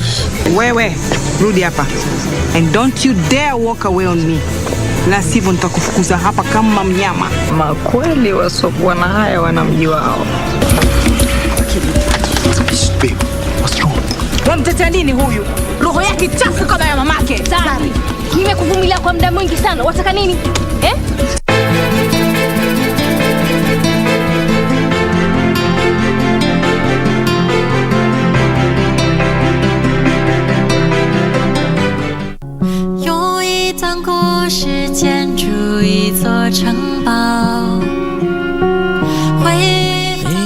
I have an idea. Even if he is a star, he is still a human. Stop daydreaming. I can ask her to come and look. You think she'll listen to you? She'll never change her plans. Can officially declare... You could stop. My father will be grateful for your kindness, whether you are a friend or an enemy. Sooner or later, he'll lose. Even if I did nothing. His sponsors wouldn't allow him to just play his silly games. Has he even turned a profit yet? Not only new power, but Jim Corporation too. Or worse, he wants something far beyond just that. 有一段故事建筑一座城堡，会放进去后就不再打。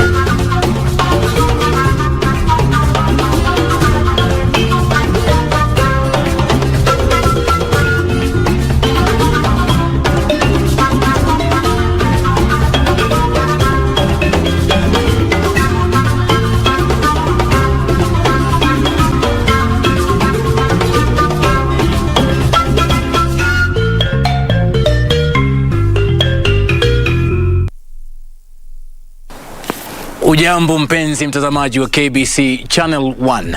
Ni juma lingine tunakutana kulikunjua jamvi letu la mkulima.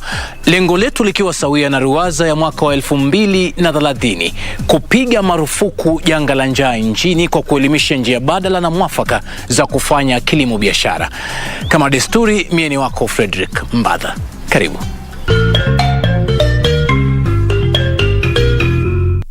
Nyuma yangu ni chumba cha utafiti na ufugaji wa cricket katika chuo kikuu cha JKUAT Nairobi. Mbali na kelele wanaopiga kila usiku, wadudu hawa wana protini ya hali ya juu sana, hata kuzidi wale omena ambao sisi ula kila uchao. Karibu shambani tujifunze zaidi. Nyenje ama cricket kimombo ni kati ya wadudu wanaoliwa ambao chuo kikuu cha JKUAT wao hufanya utafiti wayo. Chakula ndio dawa namba moja. The first line of defense, chakula. Yeah. Mtu ambaye amepata lishe bora, amepata good nutrition, ako na uwezo wa kupigana ama kupinga magonjwa ambayo yanaweza kuathiri mwili wake. Yeah. So when people are well fed, they are eating healthy diets. So lazima watu wakule vizuri, good nutrition, uweza kujikinga magonjwa. Hata wakati wa corona, so umesikia tunaambiwa immunity yako lazima ikuwe juu. So kama uko na lishe bora, that is good nutrition, your immunity iko juu, so unaweza kujikinga. Dunia nzima kumeripotiwa wadudu wanaoliwa takriban aina 2000 tofauti. And they cut across, unakuta kuna crickets ambao wanahabari wanaenda kuwaita nyenje, sijui kwa nini. Kuna grasshoppers, senene, kuna locusts. Locusts tunawataji kwa Kiswahili, hawa juzi wamekuwa wakisoa all over. Kuna mealworms, kuna black soldier flies, kuna mohane worms and many others. Ni wengi, siwezi wataja wote, lakini hapa Kenya unakuta kuna specifically wale ambao tumefanyia utafiti. Kuna crickets na ni different species of crickets. Tuko na grasshoppers, specifically senene grasshopper. Tuko na locust pia, tunafanyia utafiti wa locust. Tuko na termites au ni kumbe ambao wanaweza kurukana wakati kunyesha. Na pia tuko na black soldier flies. Na kidogo pale tuko na mohane worm kule coast ambao pia tunawafanyia utafiti. So different, but hapa Jomo Kenyatta really tumesucceed kabisa na cricket, grasshoppers and black soldier flies. Utafiti wa wadudu ulianza kitambo. Licha ya hiyo, hapa JKUAT utafiti wa wadudu waliwao ulianza miaka 15 iliyopita. Basi, ili wajue jinsi ya kuwahifadhi na kuwafuga kwa njia inayofaa, waligeukia maktaba. Unajua utafiti wa wadudu kama entomology haujaanza sasa. Sisi kufuga tumeanza 15 years ago. But science ya entomology ama ya wadudu ni very old profession. Yeah. So already kuna documentation, kuna science ambayo ilikuwa imefanywa, ndio wakajulikana majina, wamejulikana hata wanapenda kuishi wapi, temperature, humidity, all those. Yeah.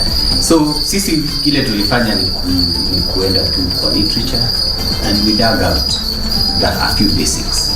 Then tukaja hapa tukafanya kitu inaitwa adapt them to our environment. Yeah. So unakuta kule kwa shamba wanapenda kuishi ni temperature is about 20 to 30. So we make sure temperature iko hapa ndani ni kiwango hicho. Humidity ni 60-70. Pia hapa tunaweka the same humidity. Unaona? Chakula wanapenda kula nini huko kwa shamba, ni matawi, majani magani, nini na nini. The same thing tunaleta hapa. Ikija ni kutaga mayai, kule nje tunajua wanapenda kutaga mayai kwa environment tunakaa hivi. So tunawaletea the same environment. So yeye hatambui ya kwamba ako different environment. Anafikia bado yuko tu pale kwa wild. So they come here, wana relax. That is why hata umeona hawaruki, hawakimbii. Yetu wako na mabawa, wako na uwezo wa kuruka, wa kupaa. lakini hawapai kwa sababu they are comfortable. Hata wapigi a lot of noise kama vile wenye wako kwa nyumba wanapiga, because they are comfortable. Everything they need is here. We understood them, we gave them what they needed. Wadudu hawa hujua wakati mtu anapowakaribia kwa sababu hisia zao ziko juu kwa upande wa kelele, sauti na ngurumo. Basi ukitaka wavuna lazima ufanye kwa utaratibu na kwa polepole, na hakuna kile huwezi tengeza kutoka kwa wadudu hawa. Kwa food technology tunasema a food product is only limited by your imagination. Hiyo tunamaanisha kwamba unaweza fanya value addition kwa cricket whichever way you can imagine, as long as umepata product ambayo inapendeza, ambayo iko na nutrients na ambayo consumers watafurahia. Okay, so tuki-harvest ama tukivuna, sikio ni kuvuna, tuki-harvest crickets kutoka hapa, huwa tunawakausha, na kutoka hapo then tunaweza fanya mambo ya kwanza. Inaweza tengenezwa kama njugu karanga, inakuliwa kama snack, kama njugu.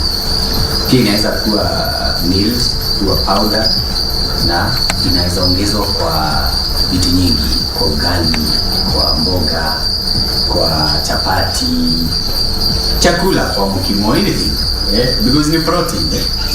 So anyway, ambao unaweza penda kuongeza protein, unaongeza, kwa milkshake, anything,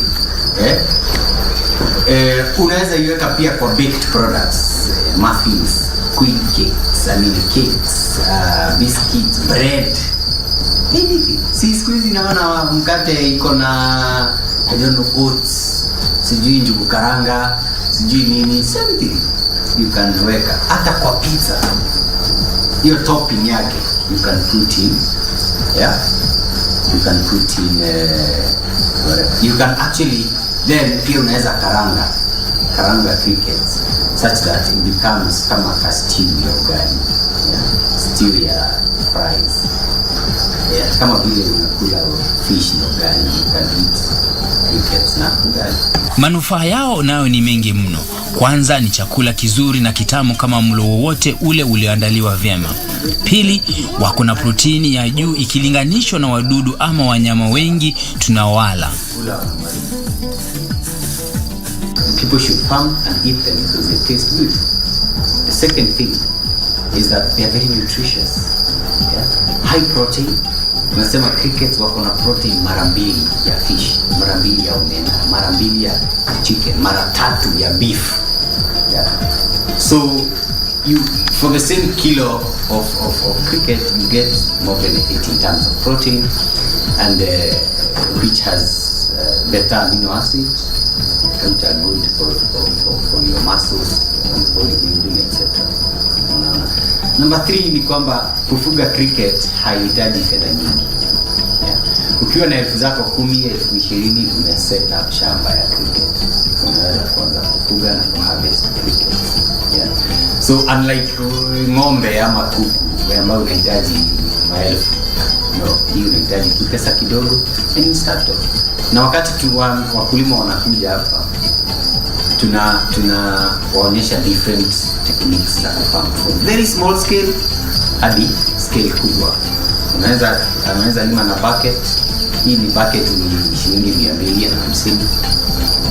So akiwa na 1,000 hapo na shamba ya cricket. Mwenye ako na uwezo wa kuweka greenhouses kubwa, naye anaweka mamilioni yake hapo. And tunaona kuna farmers in Kenya who have invested over 100 million in cricket, and they are making money. The others who have invested small buckets like this, and they are also making money in their small. So kuna manufaa mengi ambayo hata mengine tunaenda tukidiscover pole. Sayansi haishi. Miaka 2 ijayo, azimio lao upande wa wadudu wanaofugwa ni kuwa na kiwanda chao kikubwa. 2 years from now actually tunataka tuone industries kubwa sana za edible insects. Kile tumefanya for now ni tumeset ground very good policy infrastructure. Last year but one, we were busy setting up regulations. So sasa tuko na KBC standards. Yeah, insects, how to farm them. There is a standard now. You can get code of practice. Kuna standard ya dried edible insects. Na pia kuna standard ya products that contain insects. Now gazetted, there you can go to KBC. So you can pack your crickets and take them to KBC and they give you a mark of quality. Yeah. And that is, hiyo imepea framework mzuri sana kwa industry now to commercialize. So in the next 2-3 years, I'm looking at industries coming up and merging and becoming big corporates to spearhead or to really commercialize edible insects in this country. And now hatufanyi tu Kenya because we are working with Tanzania na Uganda pia. Kenya ndio iko mbele. Tumefanya hizo tuko na standards nne including pia ya use of insects in animal feed. Uganda, they are following us very closely. They are wako karibu pia nao kuenact standards zao. Tanzania wako nyuma kidogo, but they are also coming. We are working. So eventually we will have ile tunaita East African standard ambayo cuts across. Then from there to grow to an African standard.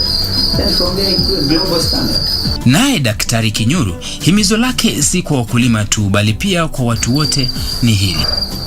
Mimi ningependa kuwahimiza ya kwamba cricket ni chakula nzuri. Kuje tukule. Wenye wanataka kukua trained to get in touch with us, we train them. Waweze kufuga na pia tuwafundishe jinsi ya kukula. Hatutaki tu wafuge alafu wakifuga hawajui kufanya na. Nataka wafuge, waweze kupika vizuri, wakule, wape watoto, wape everybody who is interested. Pia wape kuku na fish na ng'ombe na kila kitu. And we are working hard. Ile siku nitafurahi ile siku nitatembea Thika Road na nikute watu wanauza crickets kama ndio karanga. Tembo. That is the reality. Kibarua kweli kuwashika. Ili kuwafuga pale nyumbani unahitaji kuwa na kike na wa kiume. Sio vigumu sana kuwatofautisha. Ukiwapa mazingira kama ya pale mwituni, majani na pia mahala penye giza pa kutagia na kuzaana, basi unabudi kuwa na kitoweo kizuri pale nyumbani. Ili kuwapika, hakikisha kwamba umeosha vizuri, na kama unahitaji kuwahifadhi kwa ajili ya matumizi ya kesho, basi wakaushe hadi wakauke. Na meza mate, lakini usibanduke. Nitarejea punde na mengi zaidi kuhusu mdudu huyu cricket.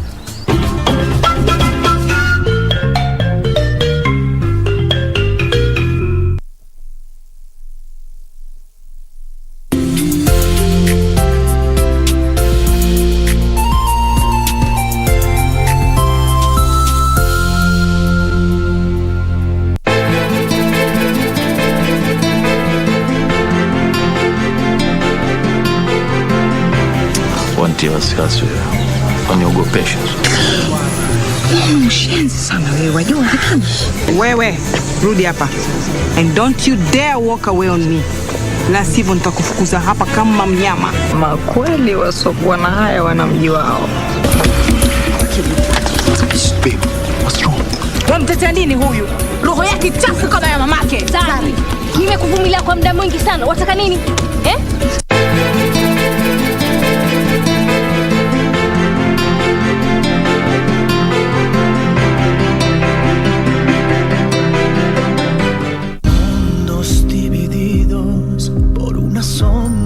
De traición. What? Are you sure? Who is it? Well, I don't know. All I know is that there is someone. But the fact that you're telling me means you know. No, it's not about the money. And to be honest, I'm not happy to know that you lead a miserable life. On the contrary. Oh, please. Just please forget about what Demian wants you to do. Just drop it. Go away and forget about me, Leonardo. Leave me alone. But I can't. It will kill me. One more day, one more day. I was born with a heart of a champion. It doesn't take a very long time to say thank you, Jaja, thank you, Jaja. When the music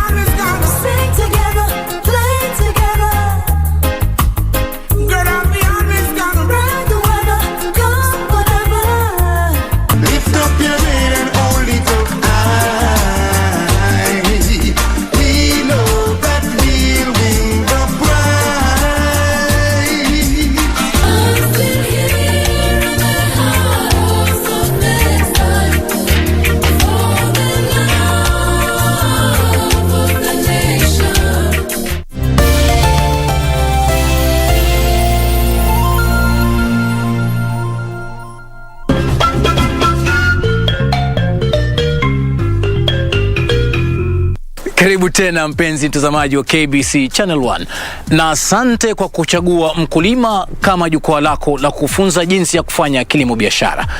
Mbali na kuwa kitoweo kwa binadamu na mifugo, kinyesi cha cricket ni mbolea nzuri pale shambani. Na kama mnyama yoyote yule, hakikisha kwamba chumba wanamoishi na chakula wanachokila ni safi ili wadudu wao wasiangamie.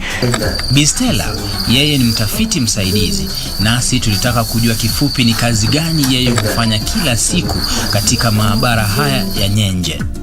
Nikifika kwa cricket, kwa Kiswahili tunaoita nyenje. Nikifika kwa nyenje, kwa wiki kila siku ina kazi yake. Lakini sasa kuna ile general lazima ufanye kila siku. So kama leo ni Jumatatu, inakuwa siku ya usafi, unaingia